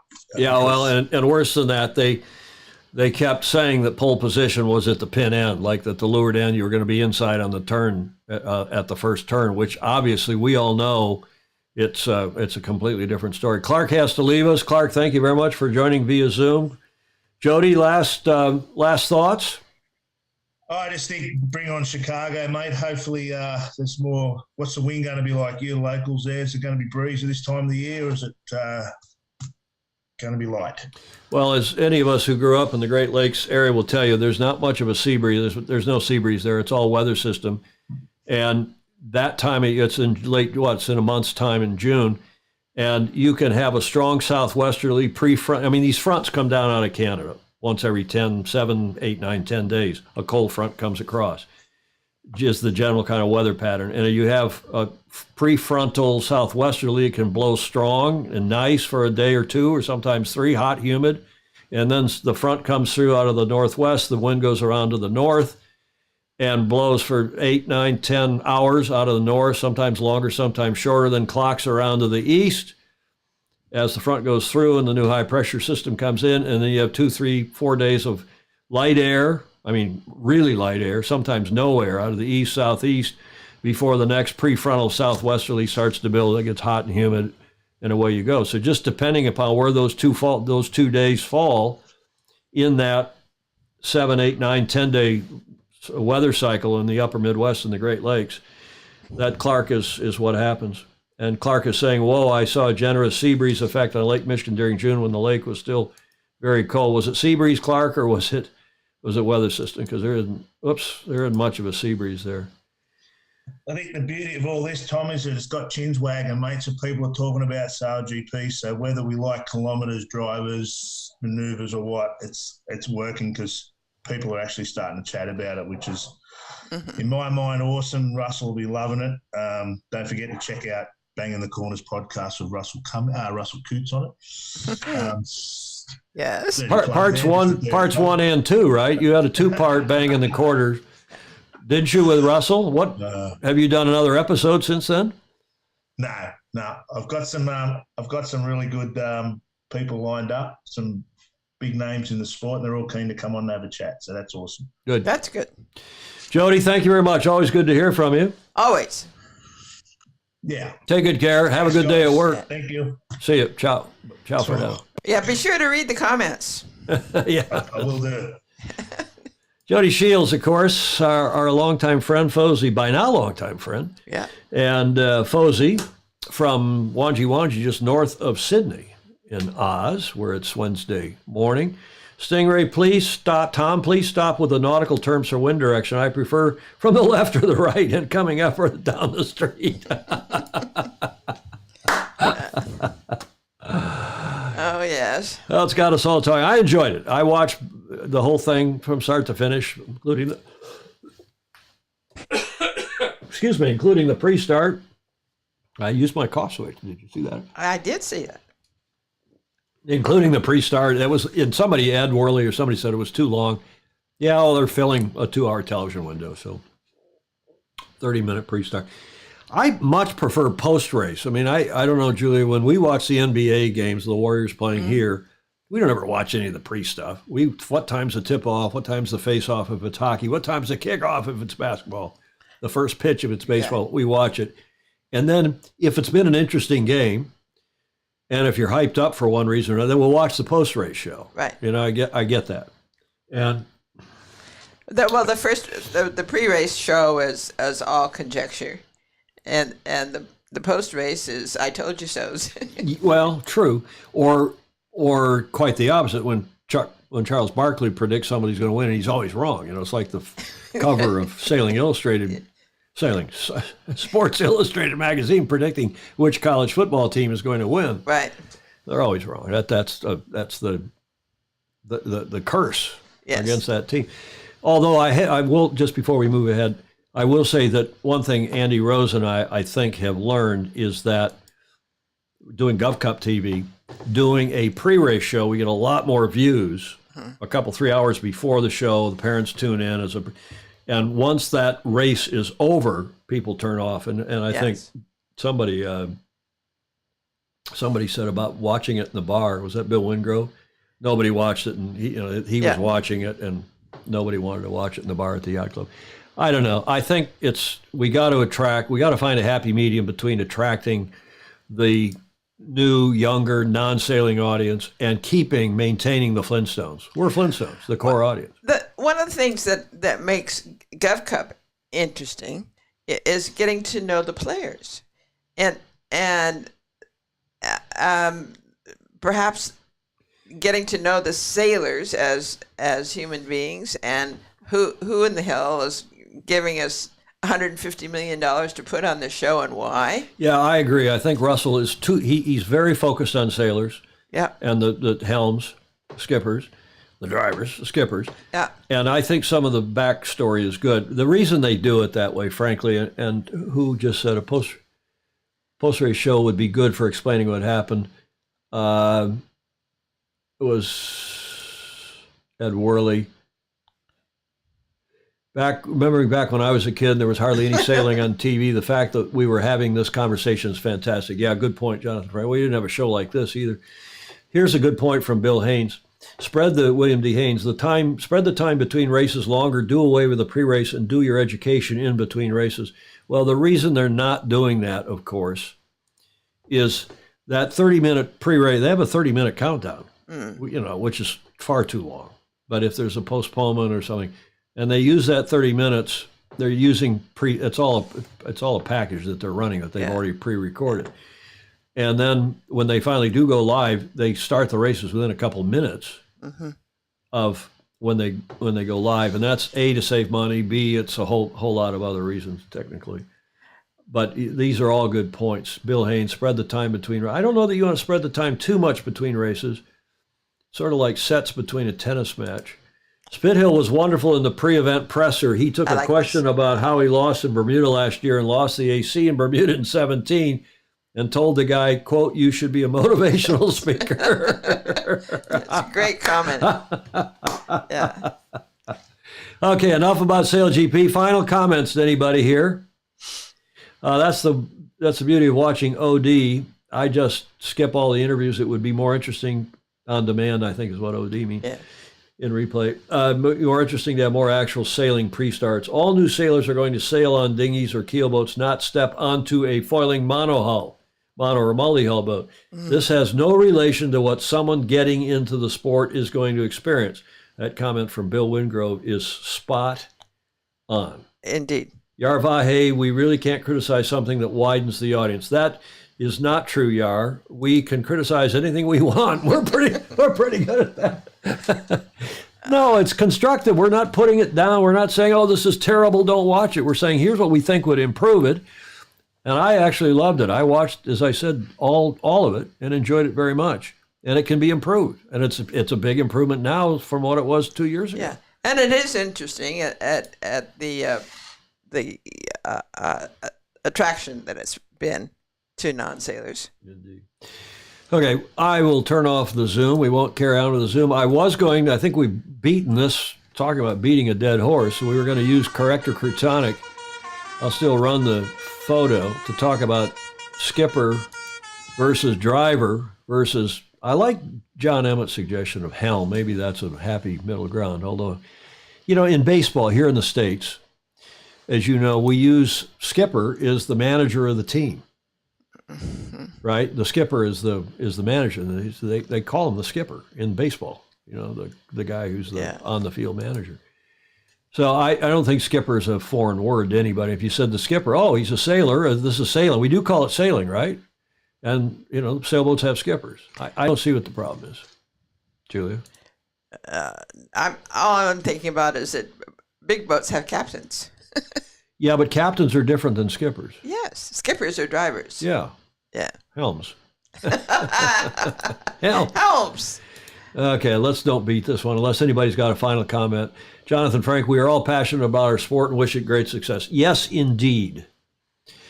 The colleges you were thinking about, we'll be back in college hockey at the top of the show. Bill Haynes are Clarkson and St. Lawrence. Yep. SLE. Oh, he's a St. Lawrence University 86 grad. I was refereeing your hockey games up there, Bill Haynes, about that time. Yeah, I was, maybe just a little bit before that. Replying to Bill Wingrove, Gordon Smith is saying that is not the experience of young sailors in Denmark. They are finding the foiling world a real motivator to get involved. Mm-hmm. Interesting. Maybe that's one of the reasons why Denmark is such a keen racing country, yacht racing country. Bill Wingrove, remember Jaws? Hooper drives the boat, Chief. Yeah, but in baseball, Clark Chapin says the skipper isn't on the field to play. Yeah, okay, good point. Definitely helm. Ted Ryman likes helm. Maybe that's what they should be using, Julia, is helm. Skippers are drivers, and if I change that lower third now, or helms. Let us know in the comments if you're watching in replay. Please do. Julie Aarons makes the point that Ashby is always referred to as the skipper, and he is not driving the boat. Yes, the skipper is in charge, whether he's on the boat or not. I mean, it's like Max. Yeah, that's really true. Max Serena, Julia, is listed as the skipper of the Prada team. Yes, because he runs the crew. Because he's like the skipper of the baseball team. He's the manager, right? But he isn't necessarily on the boat. And the guy driving is the helm. Yes. Helmsman or helmswoman. Helm. I think that makes more sense. Okay, maybe we've solved it, at least in our own minds. These guys are helms. Okay, enough of all that. Now let's go to this day in history, just because we have to. We have to. And I prepared the segment at some length last night. It has bloody little to do with sailing. Bill Haynes, skipper or head crouton. Pirate in charge, Stingray saying. What happened on this day on the 18th? Now, it's the 17th here, but it's the 18th down under. And actually, a lot of the action happened on the 17th. It started to rumble. Here's your first clue. 18th of May, 1980. Well, it's obviously a volcano, but which one? It is. Which one? 17th of May, it started really, like everybody was saying, get the hell out of there, get cleared out. And it was, of course, up near Stingray. I'm waiting up. Wingrove got it, Mount St. Helens. Ubergruppenführer.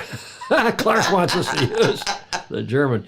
Ryman's got it, Mount St. Helens. Stingray, of course, has got it. Clark Chapin, Mount St. Helens. They're in the southwest corner of the great state of Washington, just north of the Oregon border. And it went off on the 18th after rumbling for weeks, but particularly on the 17th. There was the eruption in 1980 of Mount St. Helens, causing the largest landslide in history, killing fully 57 people who didn't believe the warnings, and costing $1 billion in damage, to say nothing of all the ash and all the other ancillary damages that took place as a result. Now, you know who this guy is? I'd never heard of him. But in the morning of the 18th, that's him. Somebody took this photo of him. His name is David Johnston, USA, and he was a volcanist, if that's the right pronunciation. 57 people were killed during the eruption. Had the eruption occurred one day later when loggers would have been at work rather than on a Sunday, the death toll could have been much higher because the loggers were not there. 83-year-old Harry R. Truman, apparently no relation to Harry S. Truman, the former president, who had lived near the mountain for 54 years, became famous when he decided not to evacuate before the impending eruption. Despite repeated pleas by local authorities, his body was never found after the eruption. Likewise, this gentleman, 30-year-old volcanologist, David A. Johnston, who was stationed on the nearby Coldwater Ridge watching it, moments before his position was hit by the pyroclastic. Oh, that's a good word. That's a good word. I had not heard the pyroclastic flow. Johnston radioed his famous last words, Vancouver, Vancouver, this is it. His body was never found either.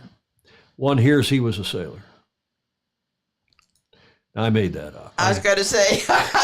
I made that up.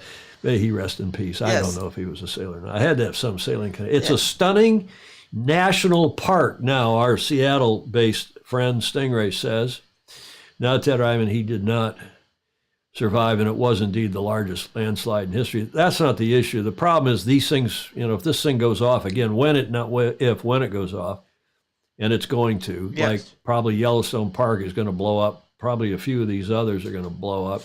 They're going to do more for the atmosphere and the climate and climate change. This was it, still steaming 2 years later, and stuff has been pouring out of there. They've got a thing, I didn't put a picture in here, called the whaleback, was what it looks like. This is fully 20 years, I think, later. This is 2000, when the trees that were affected by the blast, you can see, are still standing, though not living, apparently, 20 years later. So future hazards, future eruptions of Mount St. Helens will likely be even larger than the 80 eruption. The current configuration of the lava dome in the crater means that much more pressure will be required for the next eruption, and hence the level of destruction will be higher. Significant ashfall may spread over, get this, 40,000 square miles, 100,000 square kilometers, disrupting transportation. Now, see, there's a good example, Julia. Why don't we do that for SailGP? You put in you put it in knots and you put it in kilometers per hour and call it a day. Yeah. It's just not hard. I don't know what a Laher, one of you smart Fozy will know. A Laher or Laher flow is likely on branches of the Toutle. How do you say that, Stingray? Toutle River, possibly causing destruction in inhabited areas along the I-5 corridor, which is the big interstate highway that goes up and down this west coast. Okay, enough of that this day in history. I just have to add, though, but every time I think about it, every time we struggle to save an ounce of carbon. I put this in here for you so you could say this. Go ahead. Oh, yeah, someplace. And go to paper straws or whatever. Every day in the world, a volcano goes off. Yep.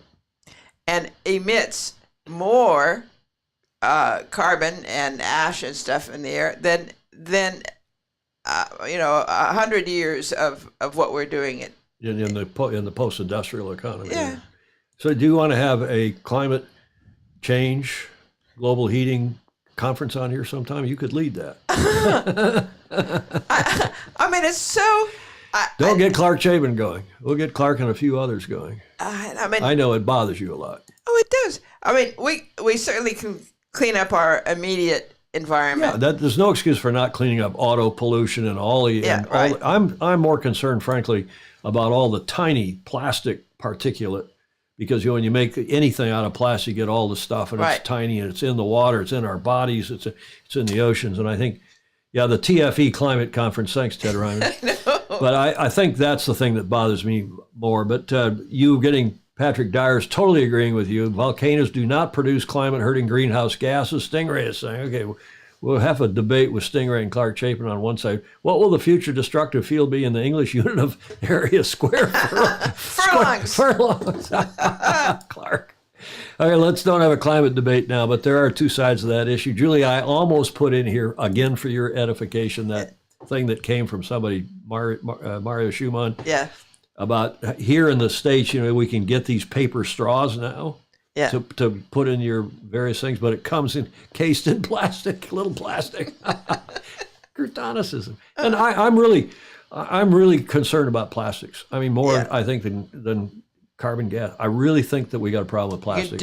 We have more power to fix plastics than we do. Well, it's a big problem too. I mean, these little tiny plastic particulates that we're breathing and drinking and we're eating. all eating it. And that's like me using these plastic cups here at the Beach Street Yacht Club that we should probably be using glass or something else. I don't know. Who knows? We'll have maybe not a climate discussion, but we'll have a plastic conference. And we'll put Ted Ryman in charge. Okay. And guess what? Climate change doesn't give a rip about your politics. Yep, Stingray, agree. Human activities become unsustainable since the Middle Ages. Gordon Smith, good point. I mean, it's a lot longer issue, and we need to be quite aware of what we're doing. Right, Julia? Yes. Thanks. Alistair Murray's got to go. We're going to have Alistair's awesome Aussie anecdote on Friday. He's already sent it in for the week. We appreciate that. And we got some Cup news, actually a fair bit of Cup news, as we're almost into 2 hours here on Tom Eman Live for today's show, Tuesday, the 17th of May. Thanks for joining us. And if you're just joining us late, go back, scrabble through, because we had a very interesting discussion about SailGP Bermuda. The first event took place last weekend. It was really a great event, but it can be improved, no question. Yes. I hope Russell listens. SailGP, there's the first bit of news is in Mallorca's The Daily Bulletin. British America's Cup challenger Ineos, Britannia, is to set up their training base in Mallorca. Sir Ben Ainslie leads the British bid. And this was actually something written by, it was in Cup Insider as well. Sir Ben Ainslie's British America's Cup challenger of record Ineos Britannia will set up a training base on Mallorca this summer as the UK syndicate ramps up its sailing operations ahead of the 37th America's Cup in 2024. A formal announcement is expected later this week, but the Ineos Britannia team principal confirmed to Cup Insider, this is Justin Chisholm, this weekend that the team is well advanced with plans for the training base in Palma, in Mallorca, which Ainsley says he expects to be up and running later this year. Well, that got all of us scratching our heads when this came out this morning, our time. And why would they do that? Why would they set up there and not in Barcelona? So here's maybe the answer. The British are believed to have opted for Palma partly because of its more predictable year-round weather conditions. True, they can sail there more of the time. And also perhaps because it will allow them to train in relative seclusion, a la what Dennis Conner did, Julia, in Hawaii, leading up to the 87 Cup. An added attraction could also be that off the water, Mallorca is a cycling mecca, as in bicycling. Cycling mecca where many top-tier professional cycling teams run their winter training camps. With cyclors, rather than traditional grinders looking to feature heavily in the next America's Cup, the island could be the perfect place for British power generation squad, the British power generation squad, to develop their leg muscles. Interesting. Justin Chisholm from Great Britain, who writes not only now a newsletter that you get a free version if you want, but you can pay some money and get more something detail. Thank you, Julia. He not only writes an AC Insider, he also writes a Sail GP Insider now. And I haven't paid. I get his non-pay thing, but I'll take a look at it. Maybe he'll send me a complimentary. Justin, if you're watching, send me a complimentary copy, and I'll put some of the stuff up here with your permission, of course. So that was Justin writing in the AC Insider that got picked. He lives, by the way, in Mallorca. Smart boy that he is.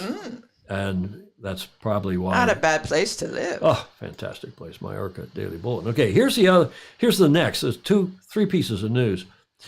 Before we leave Mallorca, Gordon Smith, Mallorca is a simply wonderful island for those who have not visited. Perfect for sailing, not just a holiday location.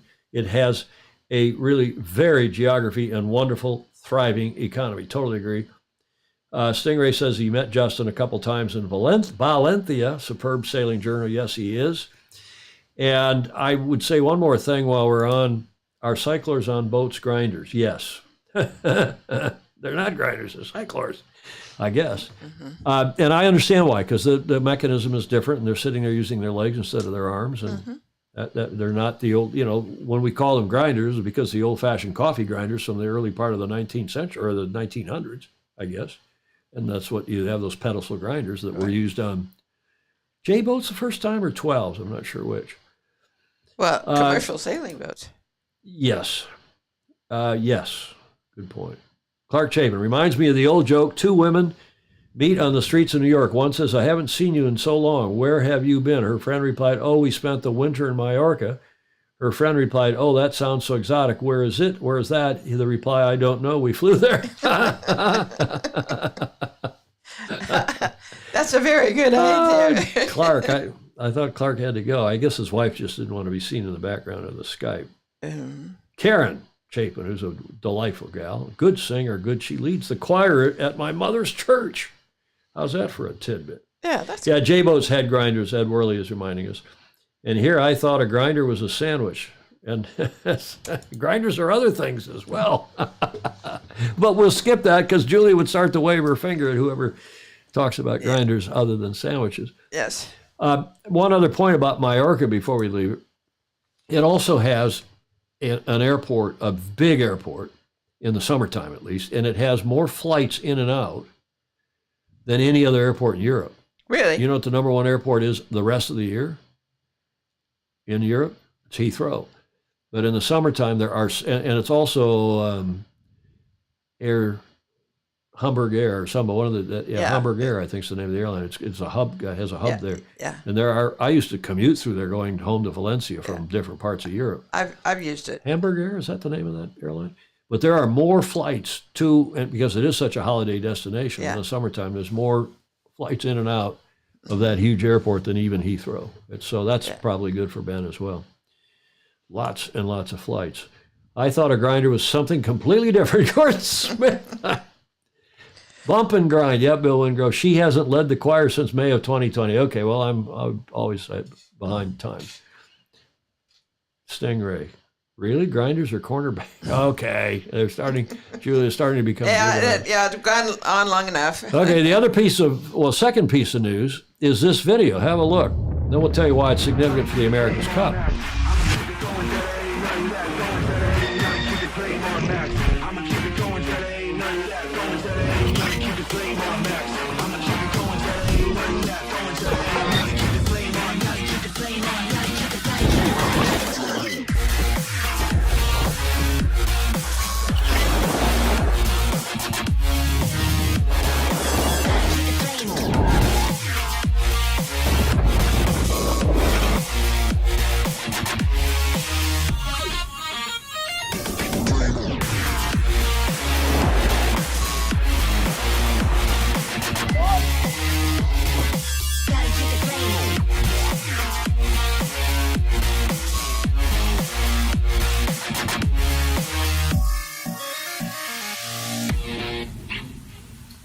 Yeah, there's the GC32 tour coming up for this year, and the news is that Alinghi have put 2 teams in. And I don't know if they won it last year. They've been strong in it over the years, and we don't pay much attention to it, but I think we will start paying attention now that we see that Alinghi, has put 2 teams in, and these are teams representing their America's Cup team. I think this Alinghi team is looking very smart. They got the most money. Yeah. Of anybody. I mean, Ernesto has a bigger net worth than Mr. Ineos, than, Sir Ineos and Jim Ratcliffe. And he's won the Cup. He knows how to win the Cup. I still rate them the highest at this point. New York with Tom Slingsby, and if they get their money together and their technology and design together, they'll be strong too. And I think this is looking more and more difficult for ET and Z, as I've been saying. I don't see how they're going to win. The Stingray asked the question, and Gordon Smith is agreeing with what I was about to see. And Stingray knows the answer to this because he asked me this morning when he and I were on the phone. Will Mallorca have similar conditions to Barcelona?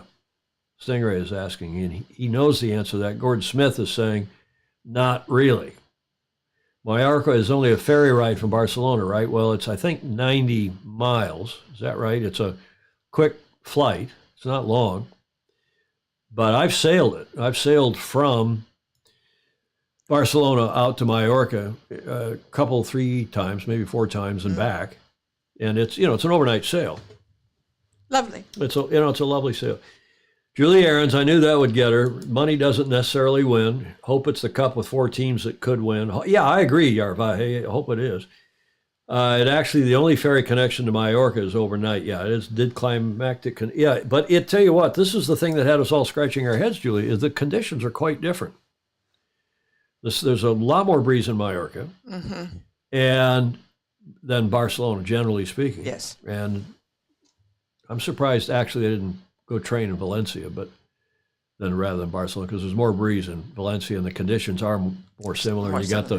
You got the water reflecting off the breakwater, but maybe it's the Ineos influence. Maybe it is the cycling. Maybe they're cycling, because remember, Ineos sponsors a cycling team as well. Maybe they're sponsoring, that team is training in Mallorca in the wintertime as well. It's an interesting choice. We'll follow that going forward. So there's 2 pieces of news, Mallorca and then this Alinghi, 2 teams in the GC32 racing tour this summer. The other piece of news is this land speed yacht has been christened. Have a look.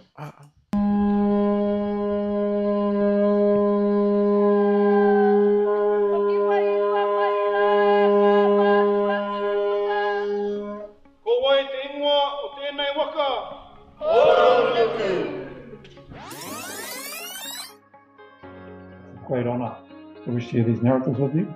Hopefully they may be shared with the rest of the country as well. So the first one, Kārearea. Kārearea is of course the falcon. It's New Zealand's fastest, most powerful bird. Formidable speed and strength, sharp eyesight and lethal nature. Kārearea is a symbol for out and out pure speed. Poronuku is the next name. Now this is a bespoke name created specifically for this purpose of what your new land yacht is all about. Poro means speed, means to move swiftly, and nuku has a double meaning, means movement again, but it also means the earth. I don't have a preference between the 2. I think they're great names, as long as you understand what you're buying into. Poronuku, the main difference between the 2. This is a atua connection. The word nuku comes from up to Nuku. Horo, there were a couple of great Kiwis, the Horo brothers, taking the Kiwis. It's as powerful as the Kāriarea, but the Kāriarea being a physical thing from the earth that you know. Well, and whatever you decide, we will support. Thanks very much everybody for being on board and showing your support. It means a lot. Thanks a lot. It really is a special day for not only myself but obviously the wider team. To break any land speed record, is a huge undertaking, and we're under no illusion. This team is very much up for great challenges, and to achieve that goal, the world's fastest wind-powered craft, certainly is a lifelong ambition of mine. And I think with the guys and the rest of the team, it's certainly something that we can be very, very proud of in the future. There'll be a lot of interest tomorrow. It's a very exciting day, a little bit nerve-wracking as well, but we're straight out to Whenua Air Base for the initial wing testing and actually sailing of the craft for the very first time. So sometimes you need to do things that scare you to keep you on fire. So I think tomorrow, if it all goes well, we're setting ourselves up for a great trajectory moving forwards. Well, Horonuku. That's a nice word. Should we do the comments here before we go to the Prada video? Bill Wingrove, another example on how they most likely will not defend this time. Distraction. Stingray, the size of the tailplane behind this wing surprised me. I wonder if it is a trim tab. 125 miles. Did I say 90? 125 miles Barcelona out to Mallorca, Ted Ryman is saying. Ed Worley, who is paying for this adventure? Sir, whose name escapes me. I'll think of his name. No, who's been supporting Team New Zealand all along. Yeah. The big shopping. He's got a series of retail centers, and very wealthy Kiwi guy, nice guy. Sir, I'll think of his name. Sorry, I can't. Somebody will remember it. Has been supporting this, but it's interesting to see if this is a distraction or if this is keeping them focused and together. I will agree with Magnus this morning in his column, Julie. He said that it's really impressive that only an America's Cup team could pull something like this off. The resources, the personnel, design talent, the sailing talent, in what, just a matter of months. I don't know how long they've been working on this, but it's not very long. Stephen Tyndall, thank you, Luca Craig down in Auckland. Sir Stephen Tyndall has been backing this, except I think it's to the PH, isn't it, Luca? It doesn't matter. Replying to Stinger, more like aero rig. Ashby looks like he's dropping into a top fuel dragster cockpit. Good point. Yeah. I hope they find the right conditions. It took Greenbird years. Yes, it does. It's going to be a while. But they're testing it apparently out at an Air Force base in New Zealand before they go to Australia to try to do it. We sailed from Porto Pollenza to San Antonio, Ibiza in February and hit a storm in a 35-knot Beneteau, Ted Ryman. Nasty, steep seas in the Med. Yeah, it can be. Oh, yes. Just because the tires are black doesn't mean they're made of rubber, Clark Chapin. That's an interesting point. There's been a fair bit of discussion about what the tires on that boat, on that land yacht might or might not be. I'm going to be interested to see what kind of side things come out of that. Side things meaning other projects. Yeah. Yeah. Well, I'm sure they're learning a lot of things that are applicable structure-wise to their yacht. There's no question it's keeping people occupied. Gordon Smith saying in their own video they discuss their choice of rubber tires and some other different types of tires. So we'll follow on that. Everybody seems interested. I thought Bill Wingrove says a Cadillac was a land yacht or a Lincoln.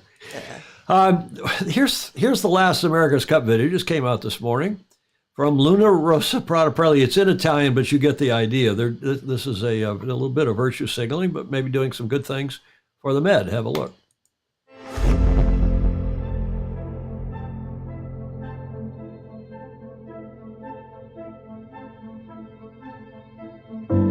Oggi ci immergeremo Luna Rossa insieme a Med-Sea a 20 metri di profondità per piantumare 800 talee di Posidonia oceanica per un totale di 40 metri quadri.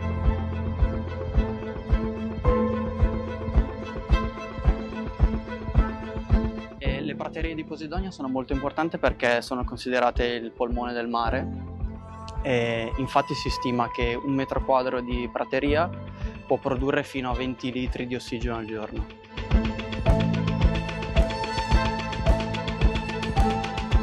Le praterie di Posidonia servono non solo ad ospitare numerosi animali marini, ma anche a tenere unite tramite le loro radici i fondali sabbiosi contro l'erosione dovute per esempio alle mareggiate.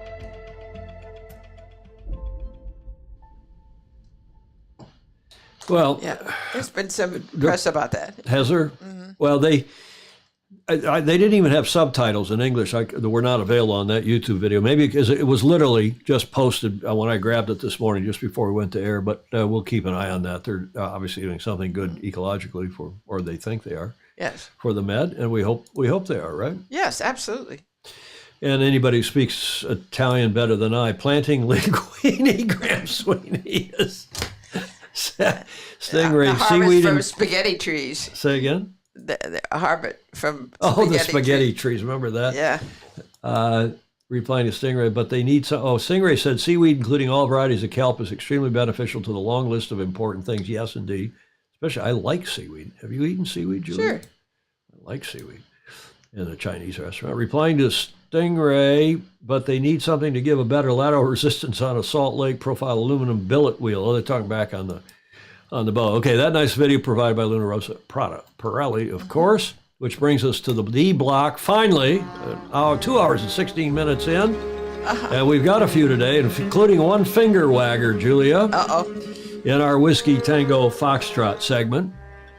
First one, some people want to be identified and some people don't. And this is from a Fozy. If he wants to claim credit, he can. He's on here. Why didn't we, and those of you know, we've got a big problem here in the U.S. with a baby formula shortage, right? And there's fingers pointing all directions on the blame, whether it's the federal government for too many regulations or the companies or otherwise. We didn't have a baby formula shortage till those dudes started getting pregnant. Yeah, that's a pronoun problem we're having these days. He, she, it, they, and now Apple's got a male looking pregnant with a big belly. Yeah. An emoji. Yep. Because men can get pregnant, or at least people who identify as men, even though they have women plumbing, female plumbing. You want to comment on that, or you want to avoid that one? No. You got going a little bit on the climate. We'll avoid this one. Finger wag, Yarvahe is saying. Yeah.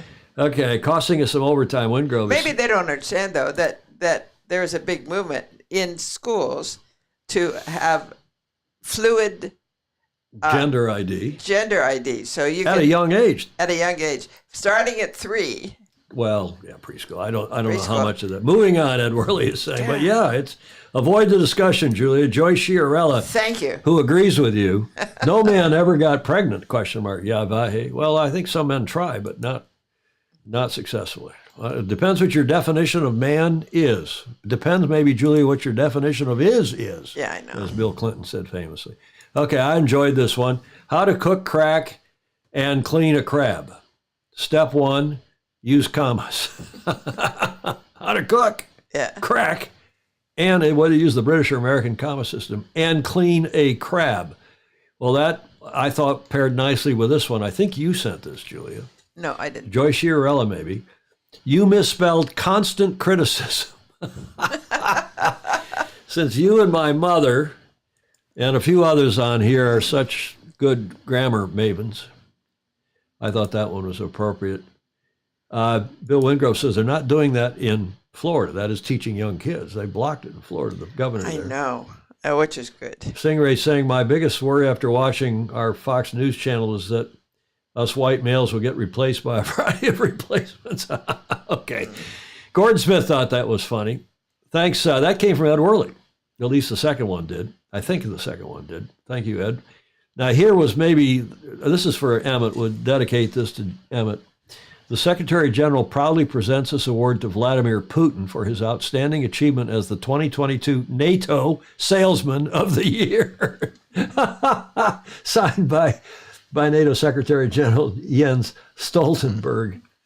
And we're all worried about this, but it's interesting to see how quickly the uptake, other than the Turks, and somebody said this morning on the news that the Baltic is now a NATO lake. Just exactly what he was after. Well, it's interesting to see if Finland and if they're going. I mean, it is an interesting. Is Finland going? Are they going to be let in? Because it requires the agreement of everybody, all the NATO countries, including Turkey. Yeah. No, they're going to try, but whether that's going to happen, I don't know. Finland and Sweden. Yeah. Norway's already in. Yep. If I were those countries, I'd be wanting to get into NATO after what we saw in Ukraine. Yeah, it's a problem with Turkey, though. Well, maybe Turkey's just a negotiating ploy. Maybe the guy's just saying, I want this. I'm not going to let them in until they give them a whole bunch more stuff. Typically. They will be NATO. Yarvahe, thanks. Yeah. Too much time on Fox, Stingray is saying. Probably true. Well, here's one, Julia, for your finger wag. You see those cookies? Yes, I think I sent that too. Did you?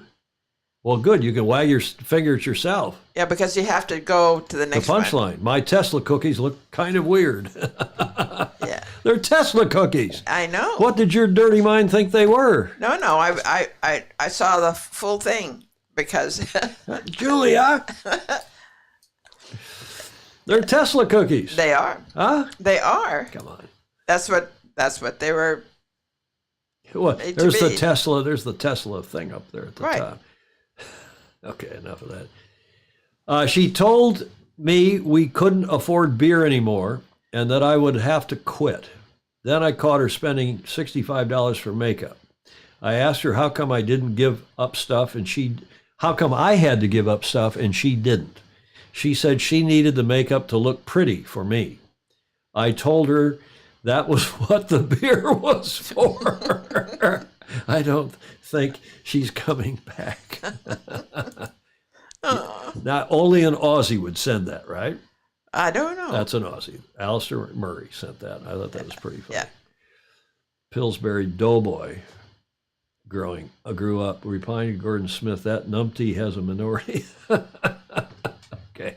Now, this is, sorry about the coarse language in this, but this next one is also from a Fozy. I didn't identify from whom because maybe he didn't want to be, but listen carefully and watch carefully. It's a quickie. Mr. Johnson, Felipe drinking beer in the work. We drink beer in the work. Motherfucker, Felipe, drinking beer. Drinking beer in the work. Yeah. I want some of those. Mm-hmm. Did you see that? It's a beer can. Sure. Okay, you're not impressed. I thought that was pretty clever. Yes. Tesla cookies until you add the white icing, Bill Haynes. Julia, shake your finger at Bill Haynes. That was crotonic. It was funny, though. Okay, that gets us to the finish line. Off the air quick. And probably we'll get knocked off the air. We'll probably get canceled by YouTube and by Facebook for that one. Just a quick preview. This is starting in a couple days' time in the live TV this weekend. It's the qualifying series for the SSL Gold Cup, what they started out calling the Star Sailors League. They just shortened it now to SSL Gold Cup. They have all these It's finally happening. It's here. And it's happening this weekend in Switzerland. And these are the teams that are lining up. They've got a bunch of teams, and it starts racing. Finally, they've been postponed a year because of the corona. The SSL Gold Cup gets underway in Switzerland. There'll be live television coverage this weekend. And these are the boats. These are these modified RC44s. And it's going to be cool racing, I think. Like soccer in 1930 and rugby in 1987, a new event in 2022 will seek to crown the best sailing nation. Aha. The top 56 sailing nations selected with a proprietary ranking system will battle their way through for the chance to raise sailing's World Cup trophy, is what they're thinking this is. The Star Sailors League, founded in 2013 as an international regatta circuit with a goal to promote the athletes and sailing in a simple format, is taking it to the next level. Privately funded by Michel Niklaus, the SSL Gold Cup is ready to launch. On Friday, we'll have a full report. Oh, yeah, that's exciting. And one other thing here at the finish line, you recognize that beautiful place. Lago de Garda. It is indeed Lago di Garda, where the Fingold Cup is underway. Today was the first day of racing. The northerly, not often as it usually does, the northerly died out. It was strong northerly this morning, and the southerly never really asserted. The famous Garda wind machine broke down today, and the 111 Finn sailors at the Fingold Cup at Fraglia Vela Malcesine on Lake Garda, Italy, will have to wait for another day to begin this long heralded restart of elite Finn sailing, the Fingold Cup 2022. And we'll have a full report for you that on Friday as well. I've just been in touch with my friends from Garda who have a house there. And are you going? I haven't been invited. Well, let's arrange. Let's do a live report from that house at Lake Garda. Maybe they will invite you, but not me. Finally, our awesome Aussie, Alistair, will have his report on Friday. Alistair Murray, AM, his awesome Aussie anecdote. We'll look forward to that. Julia, your witness. Yes, there are lots of interesting topics on this. So at least go through and pick one or two that you would like to share with a friend. 2 hours and 26 minutes worth of topics today. We're almost I know. 2.5 hours. Comments are welcome too, even in replay. And those of you who are watching replay, we leave the comments open. And not many others do that because they're worried about croutons. We don't have many croutons. No, we here. don't. And if we do, Julia kicks you off. And it's one strike and you're out. If somebody will block them, right? Support us, please, on Patreon, patreon.com/join/Sailing Illustrated. Give us $1 or $5 or $10 or more a month to help keep us on the air. Julia, any final thoughts or comments? No, this has been a wonderful, great spectrum of all the things that are happening in a time when they're not supposed to be, sort of. Ed Worley saying, great show. Gordon Smith, thanks, people. This was fun. Love learning more and more, enjoying the exchanges. Yarvahe's worried that he got comment canceled. And no, it's fine, Yarvahe. We were just joking at your expense. It's funny as hell.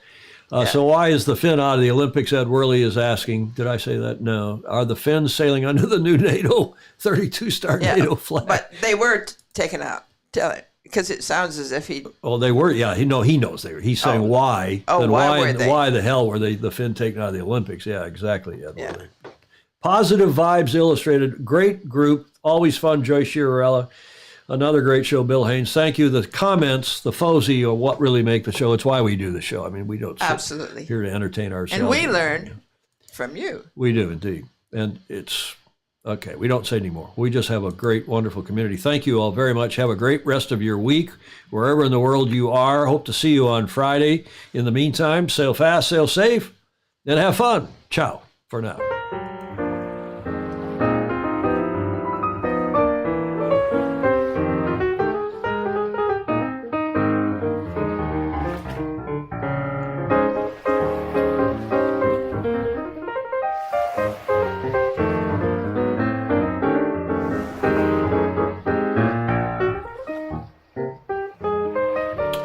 Yar, we're here laughing about your comment. White frosting indeed. That was the best comment of the day.